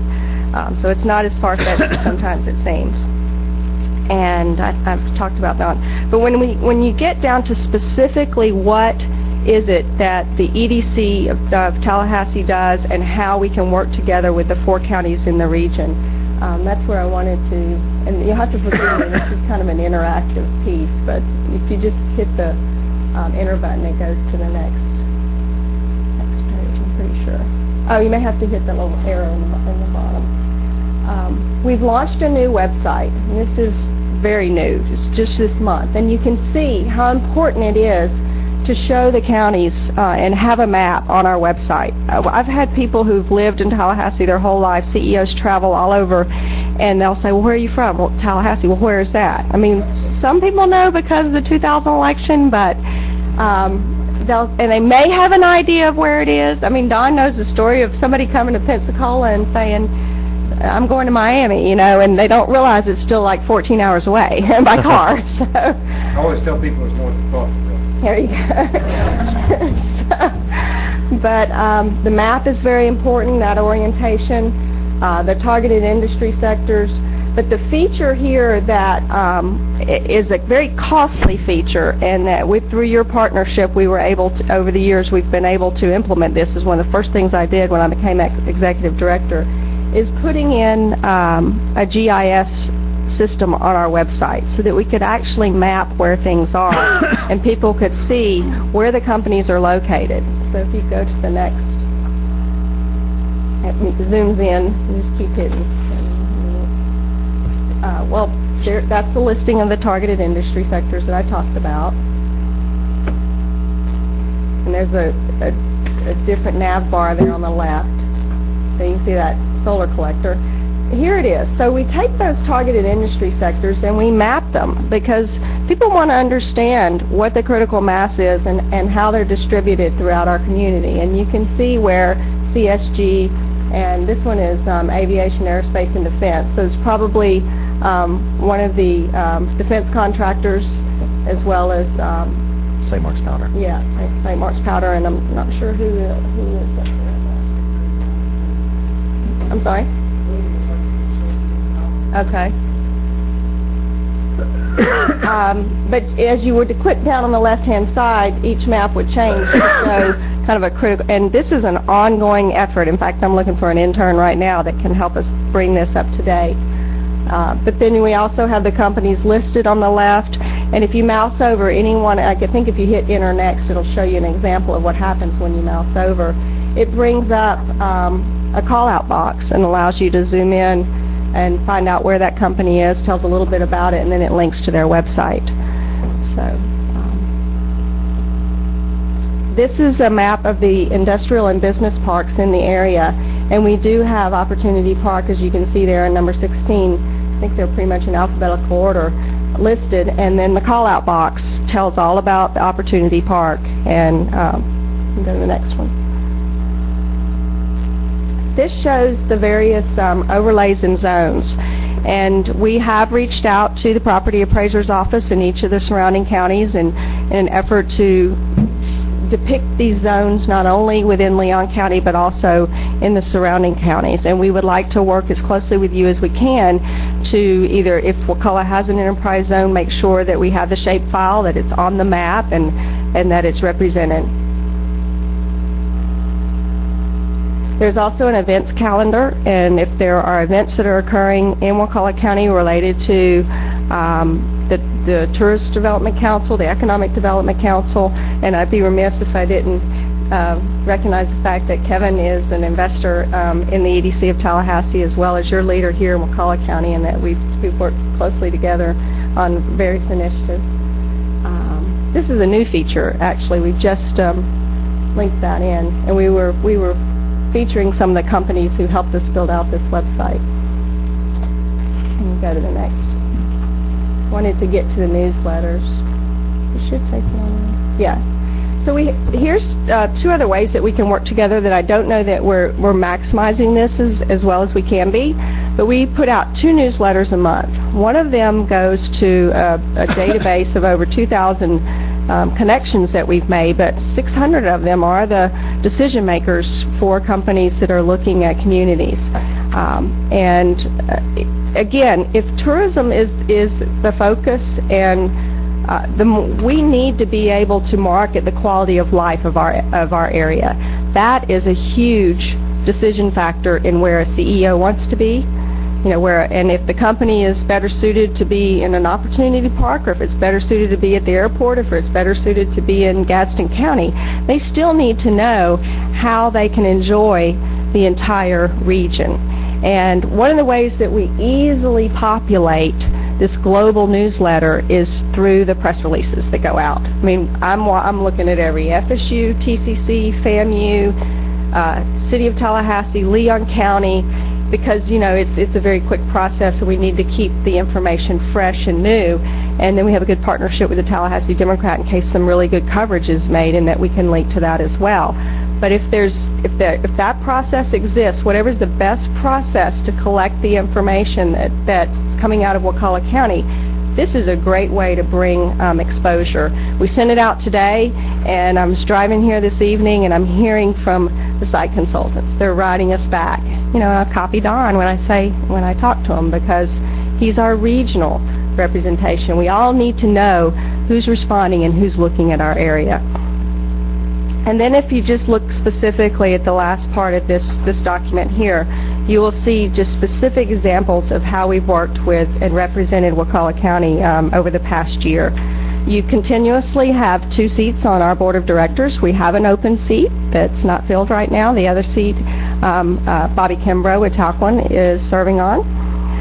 We brought Progress Energy in, Mark Hohenstein out of the Tampa area, and of course we know Bobby Pickles is here with us all the time, but we did bring them in and do kind of a FAM tour with them last year. We hosted the Florida's Great Northwest Focus Tour. We got a plane and brought all the site consultants to this region, and Mary Ellen came and participated in that. Most of the activity took place there in the FBO there at the airport, Millionaire. And then, of course, we sponsored Kevin last year, paid his registration fee to participate in the Rural Economic Development Summit. This year, the summit's on March 14th through the 16th, and it's going to be in Gadsden County at the Florida Public Safety Institute. So we're looking forward to being there next month. Let's see. Of course, one of the things that we've been doing in partnership with the Capital Regional Transportation Planning Agency is what's that forward look. It's been difficult because nobody has any money, nobody's committing to anything. There's a lot of product out there, empty buildings, and so people are trying to fill that. They're not really thinking about where they're going to build the next big thing other than the land use study we're doing at the airport. But Kevin's been at the table, and several of the staff from Wakulla, and so that's been ongoing for the past year. And then there's an example there of how we market Wakulla County as a corporate investor, and the investment that you have made in the organization. Thank you very much, because just over the past 5 years you've invested $20,000, and those dollars go a long way in helping to build out expensive technology like we have to market our area. So thank you. Thank you. And again, I know you weren't able right at the beginning. We're going to have questions and discussion at the end. Okay. So please stay. Will do. And we have 2 more speakers. The next person up is Mr. Bryce Harris from the UWF Office of Economic Development and Engagement.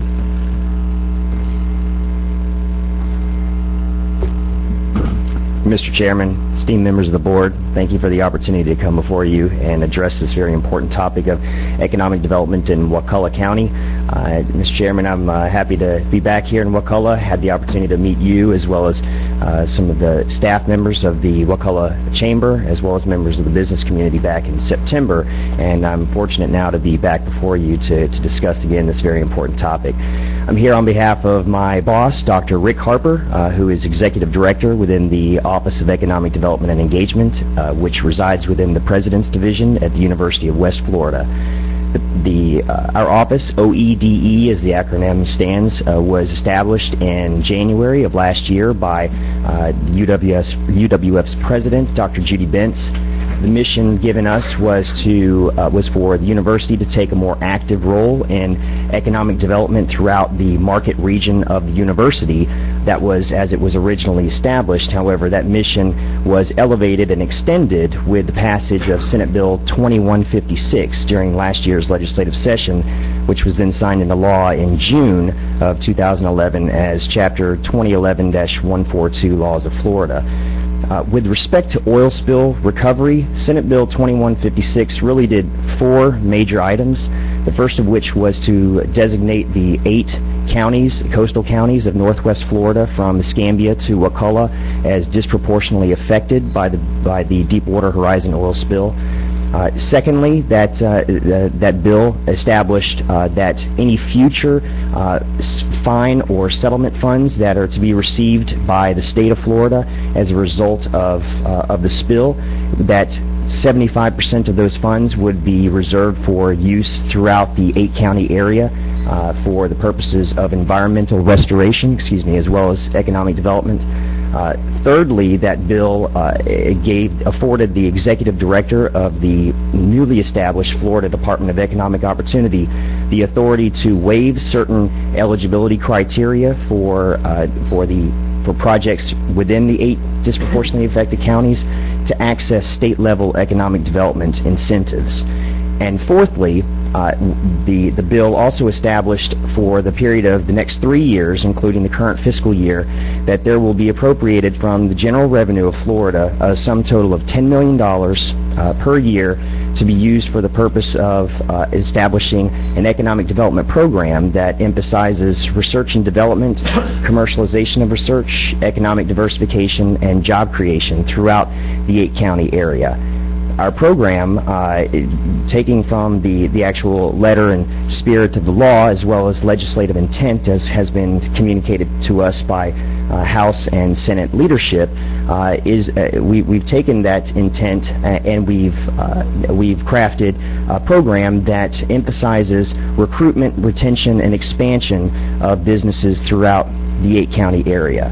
I apologize for not having provided you with some materials as yet related to the marketing of the program. We're still a very new organization. As I mentioned, with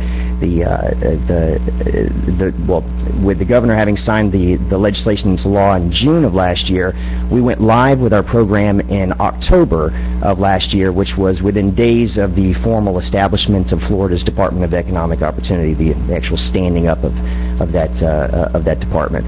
And so what we've done over the course of the last several months, we've been working to forge close working relationships and extend existing relationships with organizations such as Florida's Great Northwest, as well as Enterprise Florida and the local economic development organizations. I'm looking forward to getting to know a number of folks in this room and forging even closer working relationships as we're moving forward with the goal of bringing net new, sustainable private sector jobs to Wakulla County, which effectively is the underlying metric for this program that we are administering. It's a jobs program.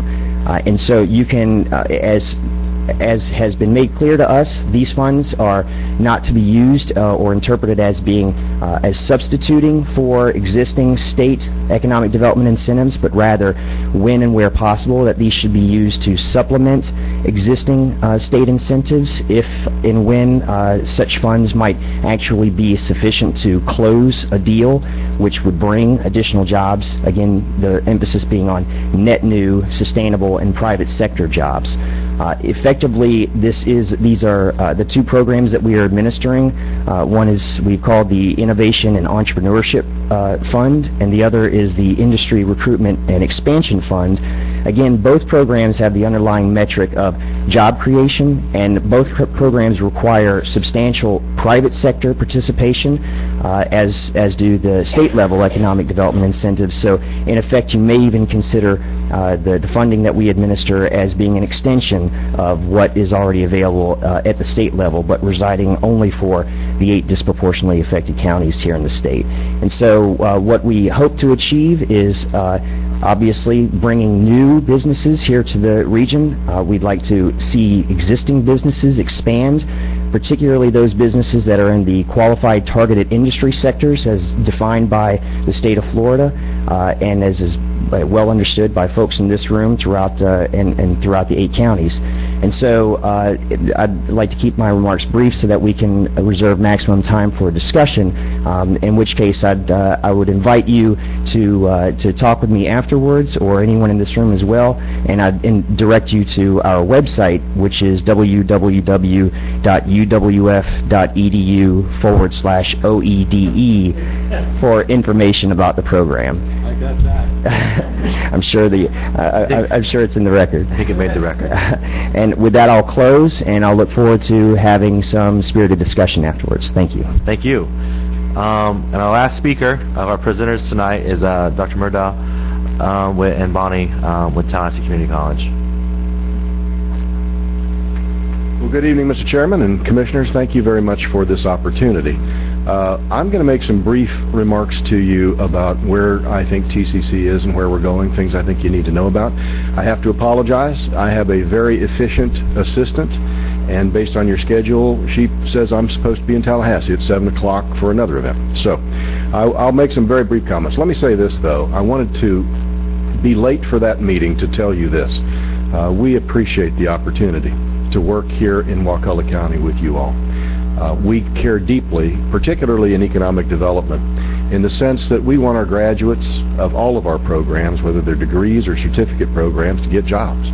And without our involvement in what you do in the economic development activities of this region, that simply would not happen. A couple of things in general I'd like to share with you that I think are particularly exciting. As you know, we have been talking for probably 3 years about what an expanded role of Tallahassee Community College would look like in Wakulla County. Chairman and I, among other people, visited the E.O. Wilson Biophilia Center to get some ideas about what we might do in this community. We've engaged a number of people to help us try to discuss how TCC might have a presence that adds value to Wakulla County.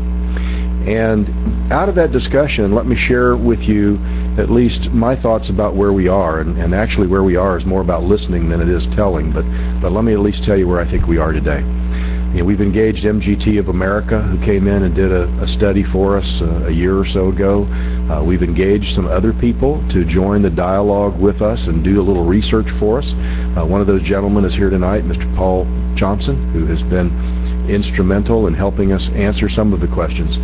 But I will tell you where we believe we are as a college is that we may be able to play an exciting role in making Wakulla County a world-class destination that brings together education, conservation, and recreation. We have focused, obviously, the majority of our time and energy talking about education.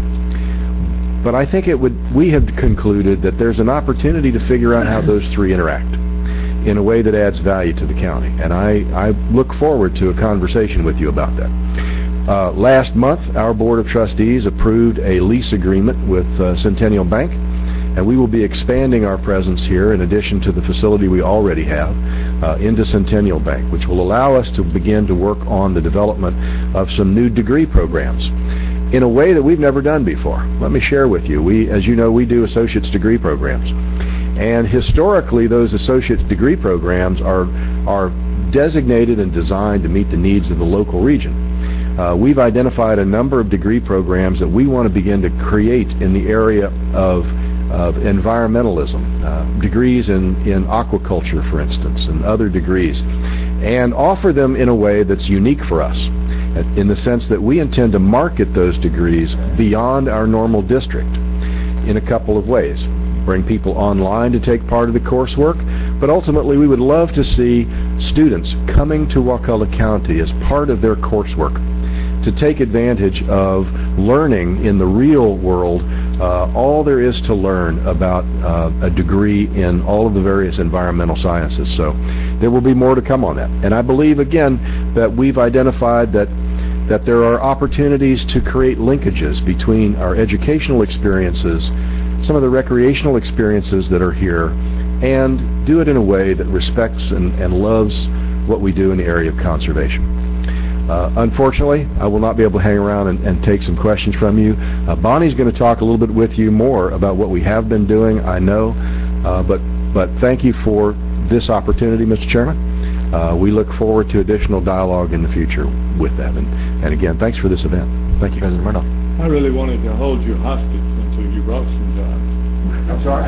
I really wanted to hold you hostage in this room until you told us you brought us some jobs. Now Well, let you go. Oh, well, I'd like to stay. If you knew what I had to do at 7 o'clock, I would prefer to stay. But thank you so much. Thank you very much, President Murdoch. Okay, and knowing I am last on the agenda, this will be short and to the point.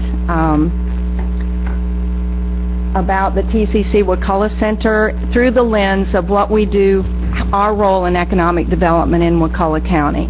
Our mission, and I know you can read, but I know it's late, and I know there's an angle here, so I will just say it verbally, to develop an educated and skilled workforce in our North Florida communities. We serve, okay, how do I get it to 5? We serve the Big Bend area. Our methods in achieving that, we work to achieve our mission by offering programs, classes, and events which help community members increase their workforce marketability, job performance, and job satisfaction. Our programs, classes, and events evolve from the community and workforce needs. We are try to provide what is needed, what the community wants. Our role in economic development, we help build a skilled and educated workforce which is attractive to businesses locating in the area. We are part of our great educational system in Wakulla County, which does draw people to this county. Those are some of the classes that we have offered in the past, continue to offer, and I think you asked about incentives that can be offered by our organizations. We can custom do training with the advanced manufacturing facility in Tallahassee and the Gadsvini Center. Those people are coming down here. We're actually offering classes through those areas here. So if there is someone that comes in and they need some type of training that we can get with them and customize the training, we would love to do that, be glad to do that. We have our nature-based and our nature-based business training, which Pam spoke about. Nature tourism, or tourism is workforce development. We have graduated 118 green guides in this county, and in that curriculum we give small business training as well as knowledge about the ecology in the Big Bend area. We have had 30 people, actually graduates, hang out their shingles. Now, what type of business they're getting, I don't know for sure. I do keep up with some of them. And most of the people that are doing business, have opened businesses in Wakulla through the Green Guide program, are doing it part-time. They've kept their day job and do the weekend. But I can elaborate on that and talk more about that. I'm real proud of the people that are out there and actually bringing business into the county through our Green Guide program.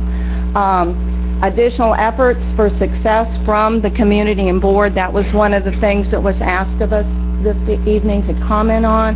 I think communication, just like is happening here tonight.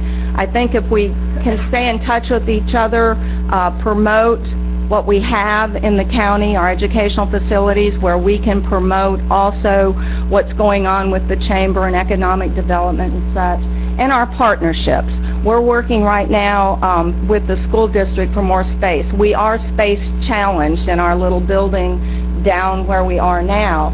So we are borrowing room and possibly an instructor to do a homemaker health companion course that will be starting in March here in Wakulla County through TCC. So with that, I will conclude, and thank you. Thank you, Bonnie. Thank you, everybody. We got a few minutes late start, and we had 9 different presenters, so giving myself credit for being 10 minutes behind. We're only 10 minutes further beyond that. So well done to all of y'all for staying pretty much within the time zone. I know everybody I've seen taking notes and wants to discuss. I want to make sure we move forward. That no one needs a break, I assume? No. Okay. I will allow y'all to speak and see if y'all have questions. Mike, you have any you want to start? I kept hearing a lot about the oil spill money, but I haven't seen any come. I'm not sure how we get it here, but if somebody will tell me where I need to go and what siphon to open, I'll be glad to go there, because I hadn't broke the code yet, but and I'm not sure we'll ever get any of it, quite honestly. Is there anybody here can tell me how we need to proceed down that road to get some of that money? Show up where?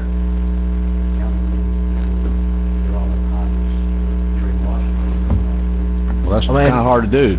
I mean, no, I was in D.C. I was in D.C. this last week, so I wasn't at a meeting to doing oil money stuff. So I mean, we're working on showing up. Okay, but showing up's one thing.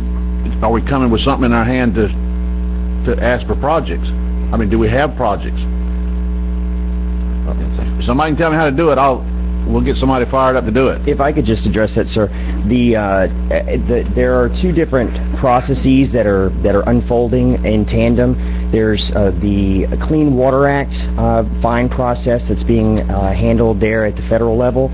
There are complementary bills that have been passed in committee, both in the House, the U.S. House and the U.S. Senate, but the Restore Act, as it is known, has not yet been brought to a floor vote in each of those chambers, and certainly it's a long way then before the President receives the bill and has an opportunity to review and hopefully sign that. But then secondly, there's also the state of Florida damage claim process that's unfolding. The state of Florida is not participating in the multi-jurisdictional lawsuit with the 4 other Gulf states against BP, and so the state is pursuing its claim independent of the other 4 states. There's an 18-month window. Actually, now it's probably closer to about 16 months before the state of Florida there's that time limit within which the state has either to reach a settlement claim with BP or to withdraw from those discussions and enter into the multi-jurisdictional lawsuit. So it's we at OEDE are optimistic that the state of Florida damage claim will actually unfold and materialize in terms of funding coming to the state to settle the damages this year. But of course, it's anybody's guess as to how quickly that process may actually unfold.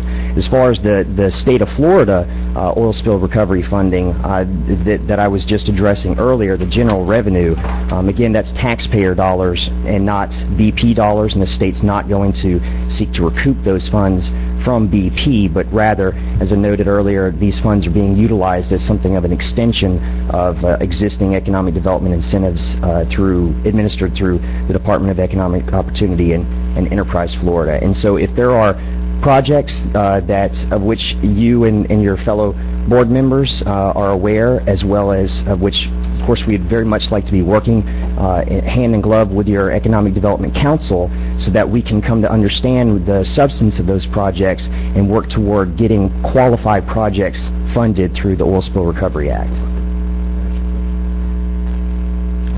No, that's okay. I mean, at what level do we get to I mean, where are we in the process of trying to get some of this money that's been talked about? Some of the settlement's not even settled. Well, there's several different things going on. One, our county's our county's part of a lawsuit that's going forward, and Heather can address that, where we're suing with part of the class action. Right. The Restore Act, which is a bipartisan effort going through the Senate and through the House, to bring 80% of the fines levied back towards the Gulf Coast communities. I was in D.C. the last 3 days lobbying the sponsors, trying out to find out who we can support, what we need to do, talking with people. They're actively trying to move that forward right now. They anticipate the fines being somewhere between $5 billion and $20 billion if the Restore Act passes. 80% of that will be spent in our five states: Texas, Louisiana, Mississippi, Alabama, and Florida. The money that comes to Florida, 75% of it will come through UWF, where Bryce is right there. It's my understanding, right? Quite like if things continue moving forward the way they're moving forward. So working with people like Bryce will help bring that money forward. But the money has to move forward first. And I'm glad to talk more about the Restore Act, but I think there's a lot going on right now. Beth Kirkland was coming up. She wanted to say something briefly. Identifying eligible projects for this funding or any of the other state incentives is something that occurs through the program of work that the Economic Development Council has laid out. So participating in that program of work is how these projects kind of come to the surface and then become eligible for those funds. And our staff has the technical expertise to help walk any company, one that's trying to retain, grow. If they're adding capital, they're investing capital in your county, if they're adding equipment, if they're expanding their facility, if they're creating jobs, then I encourage you to have them work with staff to understand whether or not they can access any of those funds or any of the incentive programs throughout the state to assist with that. And we'd be glad to assist. Thank you.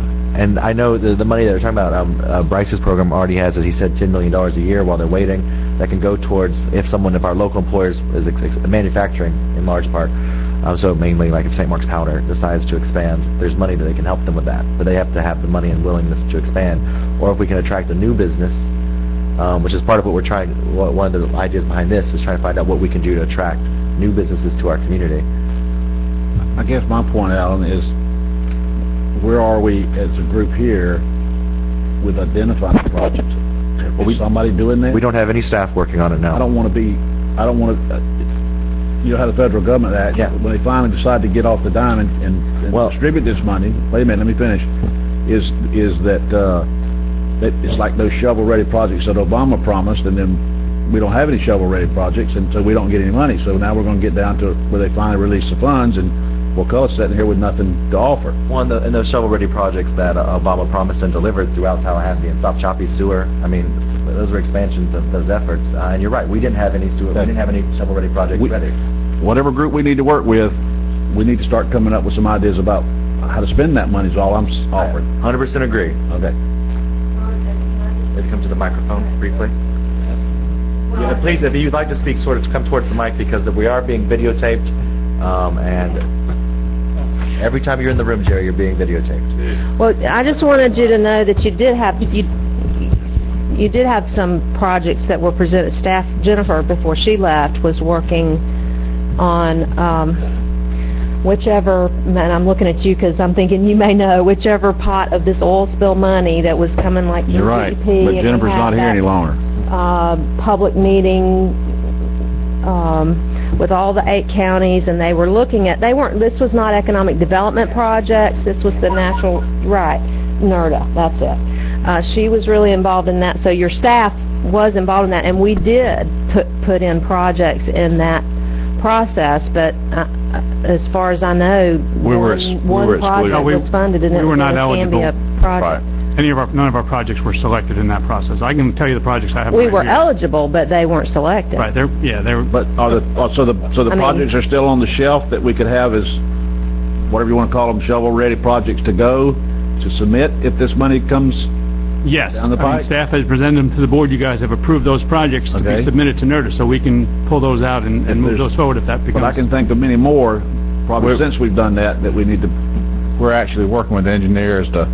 We're coming up, like there's a couple of projects such as dredging for the Massey Sands outlet, that sewer, as well as we've got ramp repairs we need to have happen. We're creating a list of those and trying to identify all those things. Okay. And it's important, each of the projects, when they funded things, they've all, I'll agree with you, Mike, government and its bureaucracies, they've come up with different reasons and different ways of doing things. Some of I think the NERDA projects had to have direct effects on like beach-related things, so dredging, beach restoration, and stuff along the shore, a lot of that. Yeah. And then we're also looking at we're working with Army Corps, having we're going to have some preliminary talks with them about dredging the Panacea Canal out, the one that leaves the Rock Landing goes all the way out. That's silted in, and that's on their radar. And we want to pull that up and get that up front with some of this money.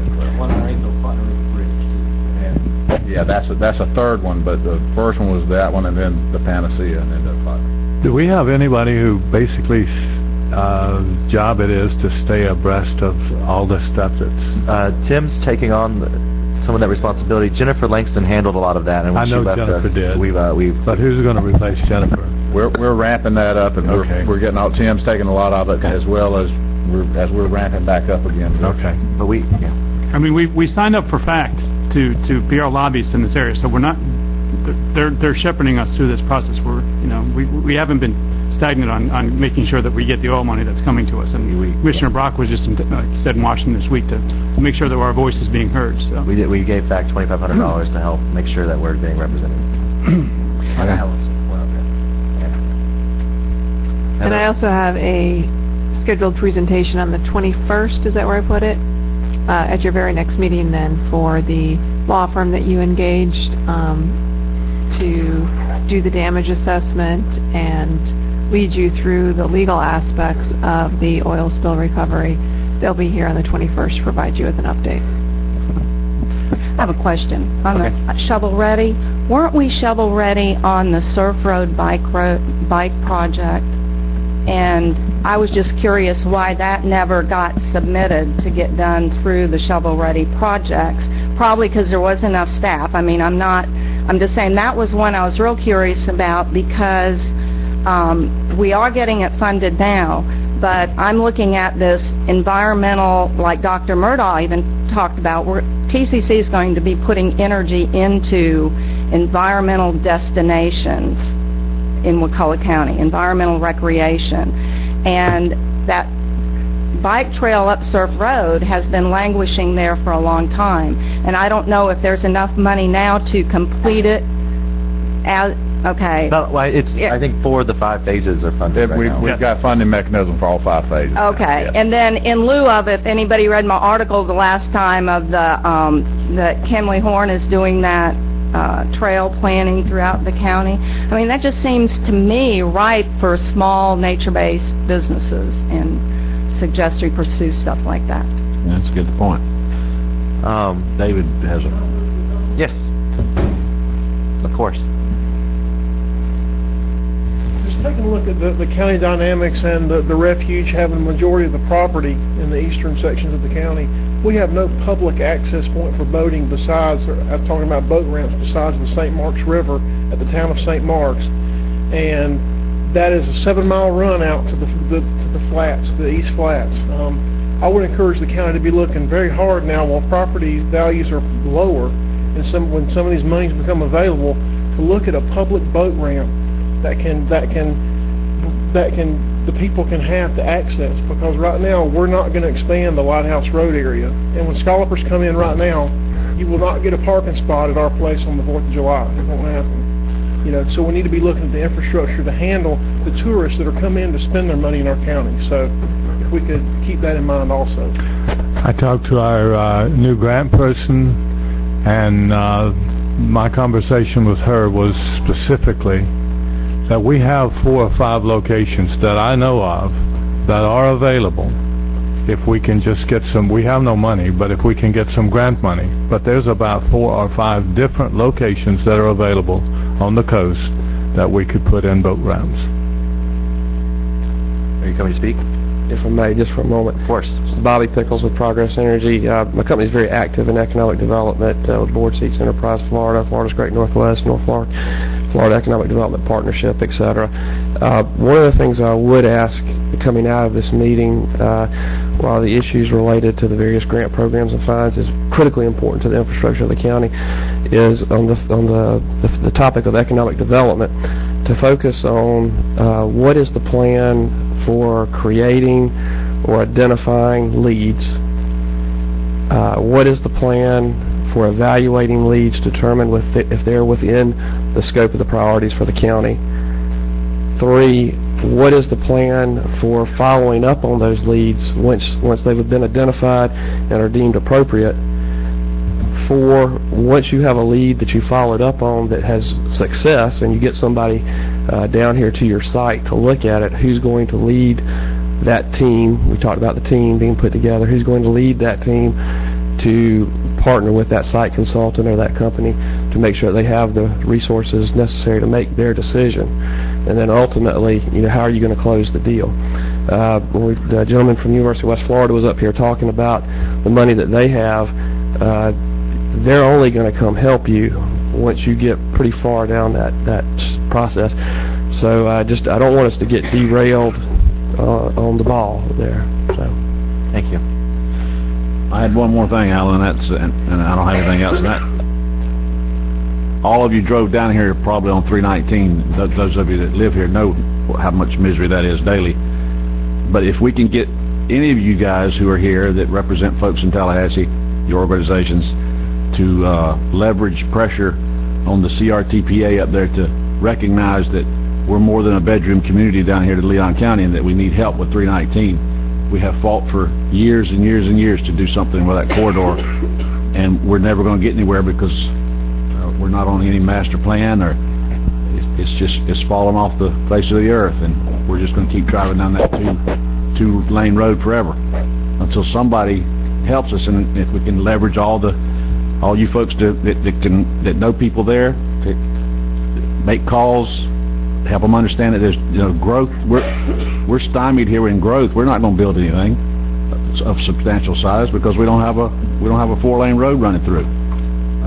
You talked about the airport, and I agreed. We don't even have a 4-lane road around to the airport. I know that's coming sooner than later now, but until we get some help with at least a road through this county that would provide 4-lane, we're never going to grow.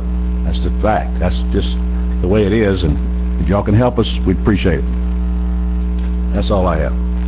I appreciate all of you coming, by the way. Mayor, do you have questions? When Amy first spoke, I think she made a good point about 319 landscaping, and I'm not an environmentalist, by the way, but I think the perception of your county when you come into it, just showing you have pride in your own community. And that's why I was really stressed about trying to put some landscaping in these concrete islands. And I think that's critically important. It's, gateway or just the way we care for our county.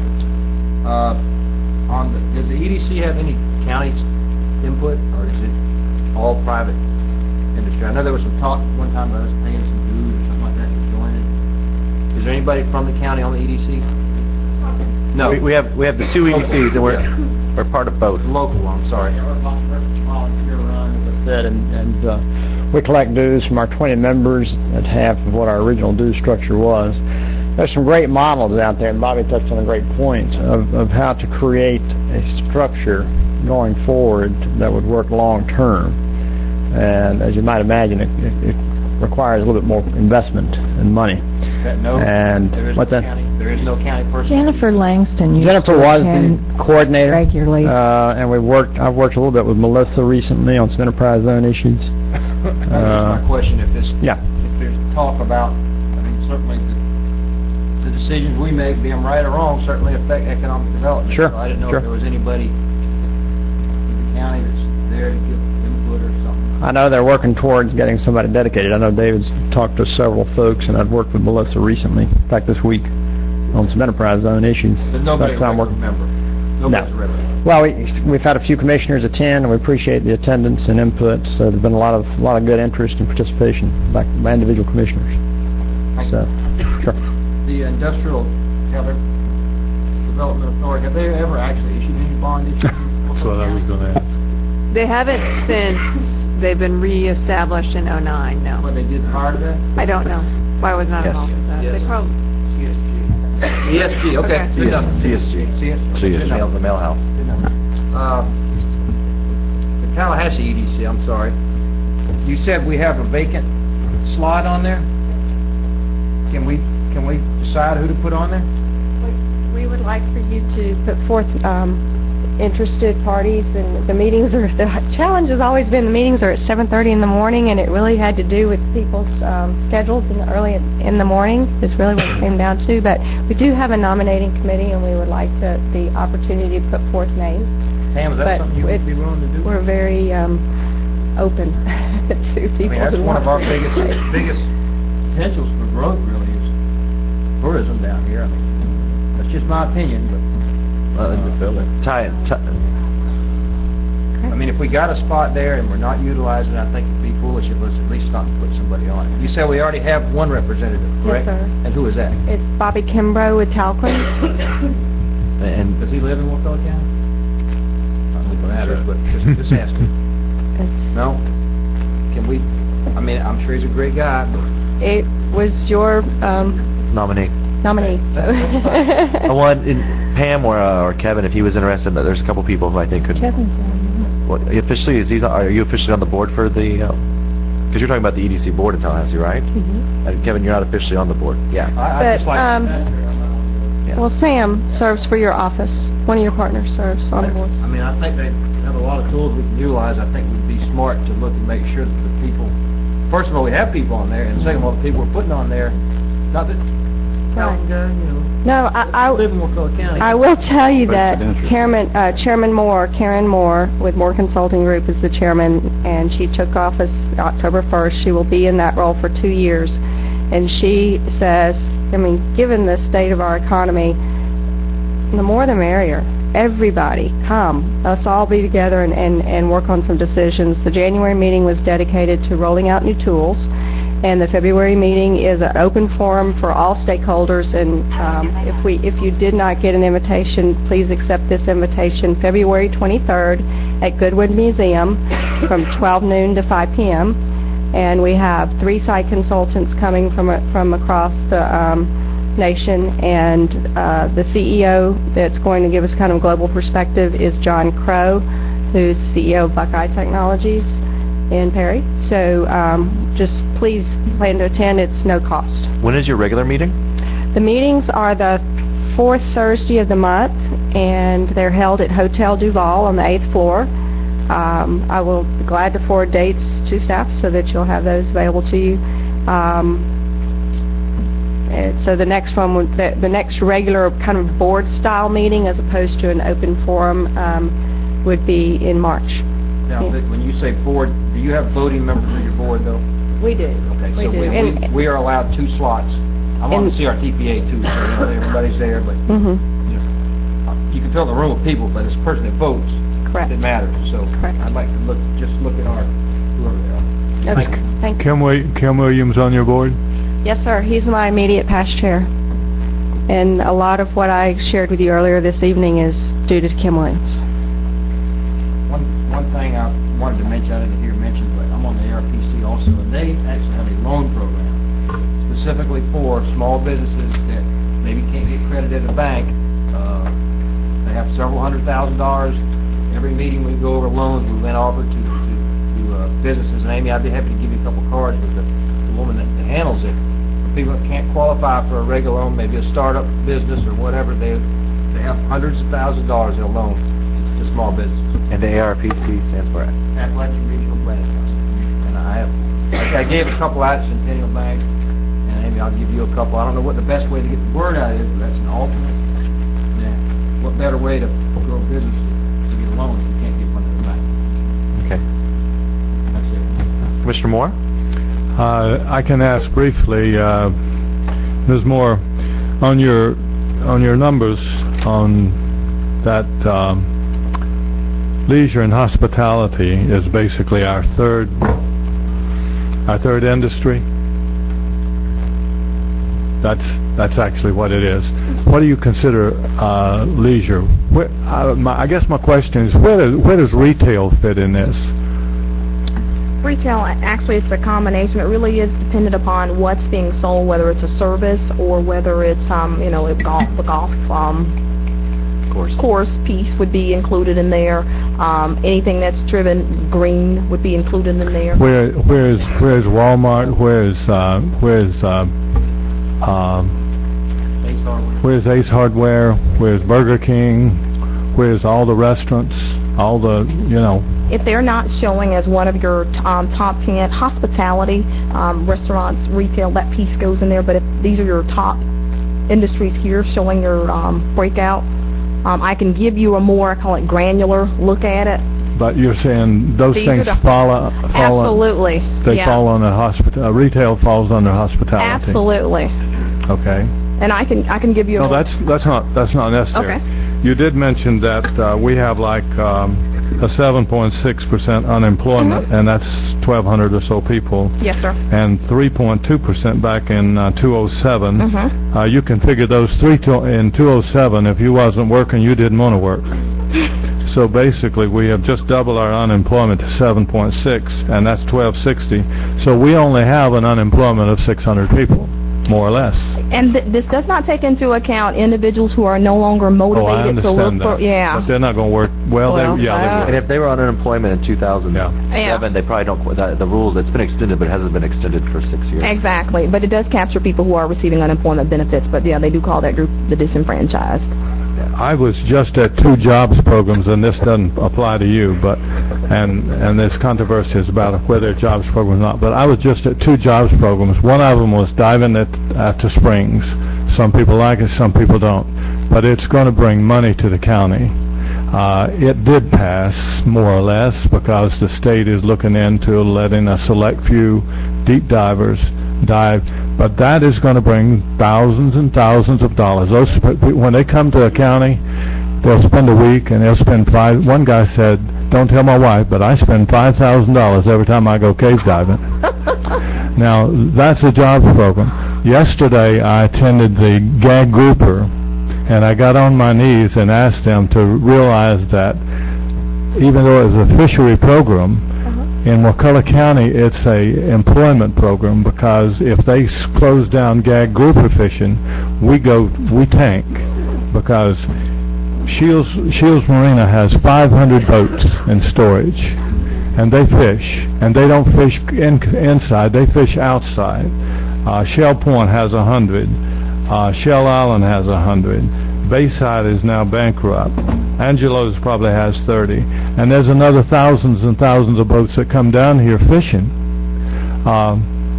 We had a jobs program yesterday, and guess what? I was the only county commissioner, not including these folks, but I was the only county commissioner in the whole region who was there, begging for jobs, talking about the economy. We had some good speakers, but we had 23 people for it, 18 against it, but yet it was able to go forward. They made the decision to give us 3 months, whatever.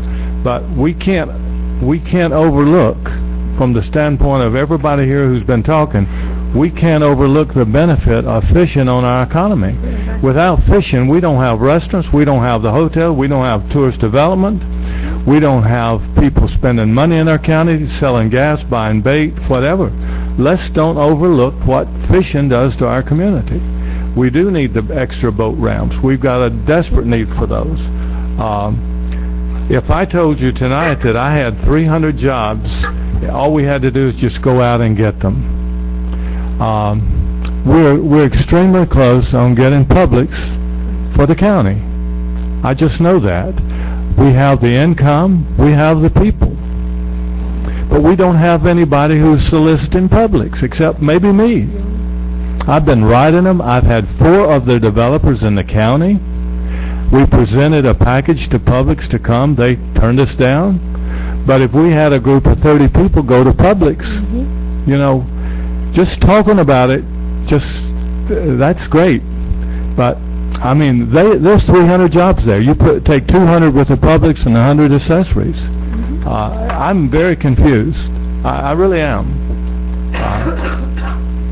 I agree with you, Commissioner, in that we have to seek out what other opportunities lie, and you've just mentioned one, especially with the fishing. Opportunities are there, and we have to capitalize on them. But you mentioned that 80% of our employees employ 10% or less. 10 or fewer employees. That's a Hardee's. That's a 10 or McDonald's. fewer. That's a Burger King. That's a Zaxby's. Will employ 30.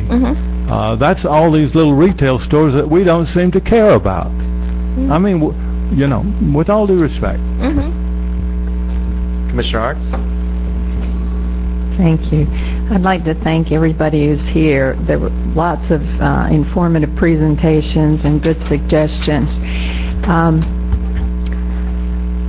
One of my main suggestions to all of you is that we need your ongoing help. I know Kevin thank you for being willing to take on a second term as our EDC chair. I actually was a dues-paying member of the EDC for 4 or 5 years. I'm wavering right now about whether I'm going to rejoin. That's why my dues are late. Because it's been frustrating for me, our EDC, I've probably seen 5 chairs. Our last 3 have been great. Energetic people with lots of ideas, but they can't do it alone. And we only have 4 or 5 people, 6 people show up to a meeting. Nobody will do any work. Nobody volunteers to do anything. And it's, if we're serious about economic development, the people in this room need to be at those meetings, and you need to round up other people to be at those meetings. Certainly the chamber should be packing our EDC meetings with business people who want to see business grow and continue to develop in our county. And the meeting between the EDC and the IDA was a very exciting meeting. Lots of ideas were put forth, but I don't think anything's happened. And the kind of suggestions that Bobby's made, we need a plan for this, plan for this.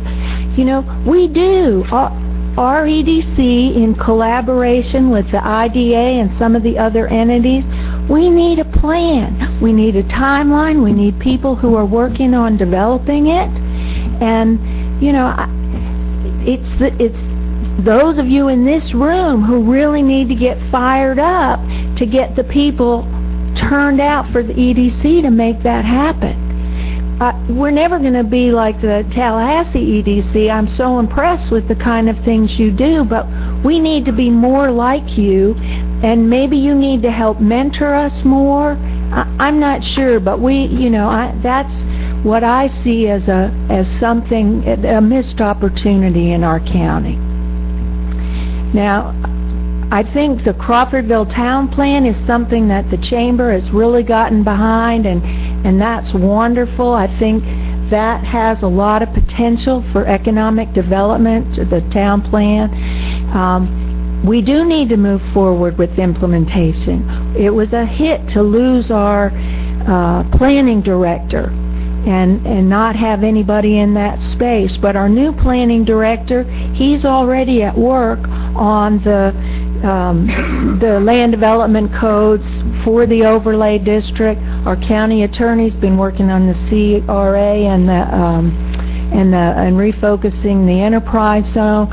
So I'm hoping, and I'm urging our county administrator, we've identified that as a priority, and I'm urging our county administrator to make sure that staff, that every agenda or two, we see items moving us forward on that, because I think that'll mean a tremendous amount to economic development in our county to have that vibrant downtown.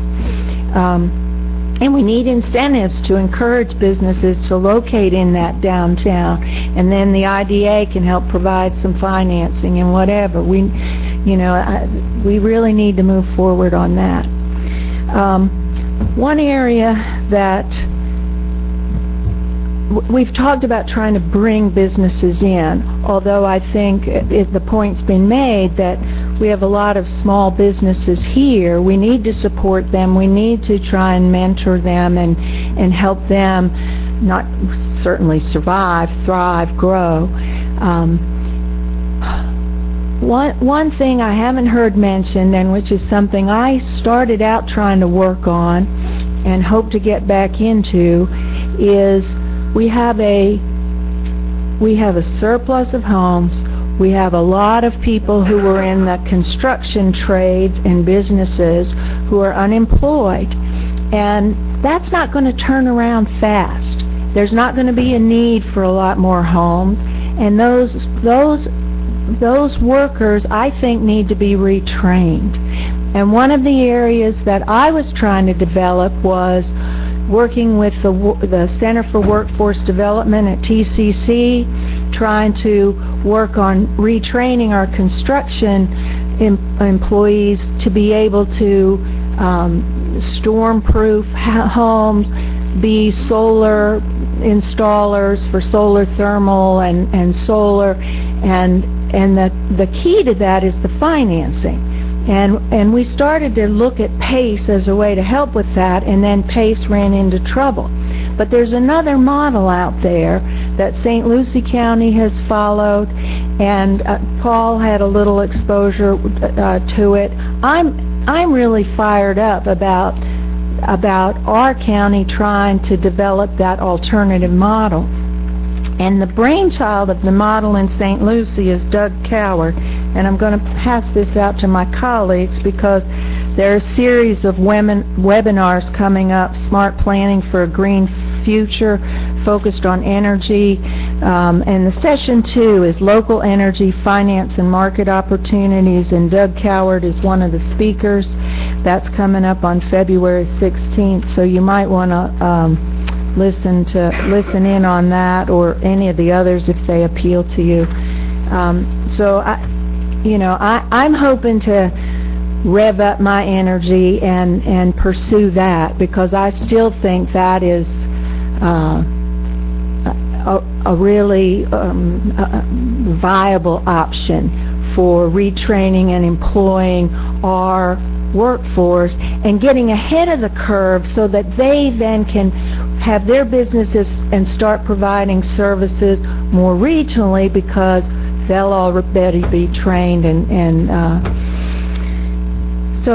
then the last thing is the nature-based tourism.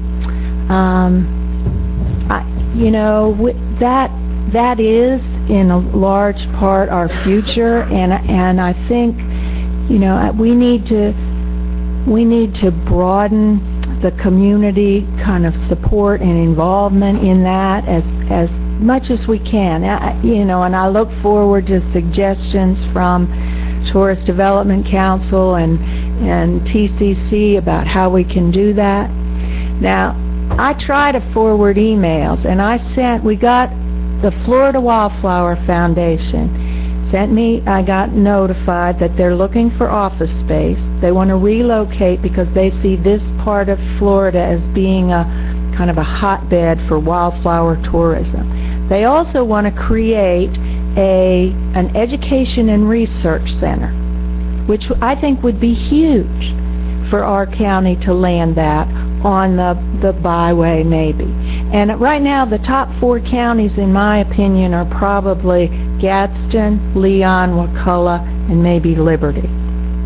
So half a dozen of you I sent an email to. Has anybody done anything? Has anybody responded, sent information to them, or are you planning to try and make a pitch to get them to come to Wakulla?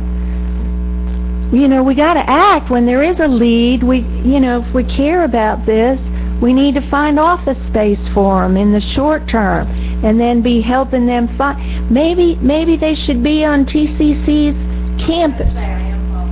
Good. Yeah, that's what we need, and I hope this session will maybe help catalyze some of this. Anyway, I'll stop talking. Thank you. Well, it's been 2.5 hours, and I could talk for another 2 hours, and I know that's what you want, but that's not what I want to do right now. I was sarcasm. I encourage, as we start to wrap up, everyone here that take the opportunity to stay and linger a little bit. We'll make sure, I know Jessica probably wants to leave, but 10 or 15 minutes of mixing. Oh, the alarm will go. Okay. Okay. Wednesday, 7:30. Well, we'll be out of here by 8 o'clock. So we have to be out of here by 7:50. So that gives us a 10-minute. Well, I'm about to wrap up, Jessica. Everyone may walk right out. The things I want to touch on are just next steps. We started the meeting talking about how we have lower taxes per capita than any of the counties around us. We have a better ranked school system than any of the counties around us. And we have a higher median income than any of the counties around us.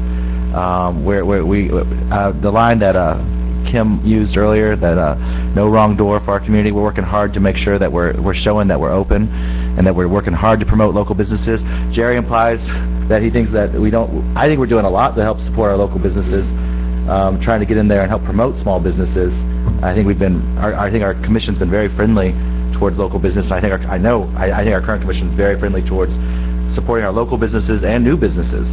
I think we're looking to help promote Wakulla County, as we fix our enterprise zones and make them more clear and defined, so we don't have questions about where they end.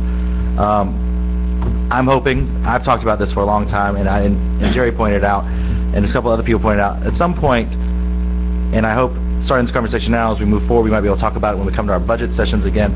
I think we need to invest in economic development. I know we've had commissioners in the past who feel that the business community should invest in economic development. I think it's a partnership between the business and government to help us move forward. And I hope that we will. I think we should have staff who wanted their prime. I think we should have a staff person whose job it is. But that's a longer conversation. That's not going to move forward right now during this really hard economic time. So we should start looking in that direction. Lastly, I don't know. We didn't have much time for discussion this evening. Do you all want to? Okay.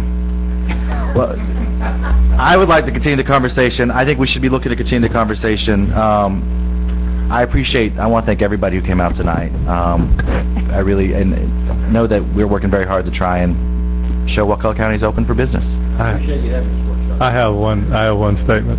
Randy's talking about planting, and I know that's dear to Ms. Arts, and you were mentioning how important it is. Can anyone tell me what the best landscape property is in Wakulla? Commercial. Several banks. It's Burger King. Think about it. Burger King has the best landscaped retail store in town. Isn't that amazing? Oh, I am right. I've tried to find something better, and I can't. I think so. Because it's the newest. And we've been moving in that direction. All right, everybody. No further discussion. Meeting adjourned. I'd put a couple banks up there against it.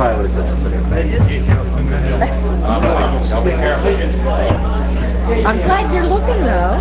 I care more than you. I care more than I appreciate you coming on. I'm glad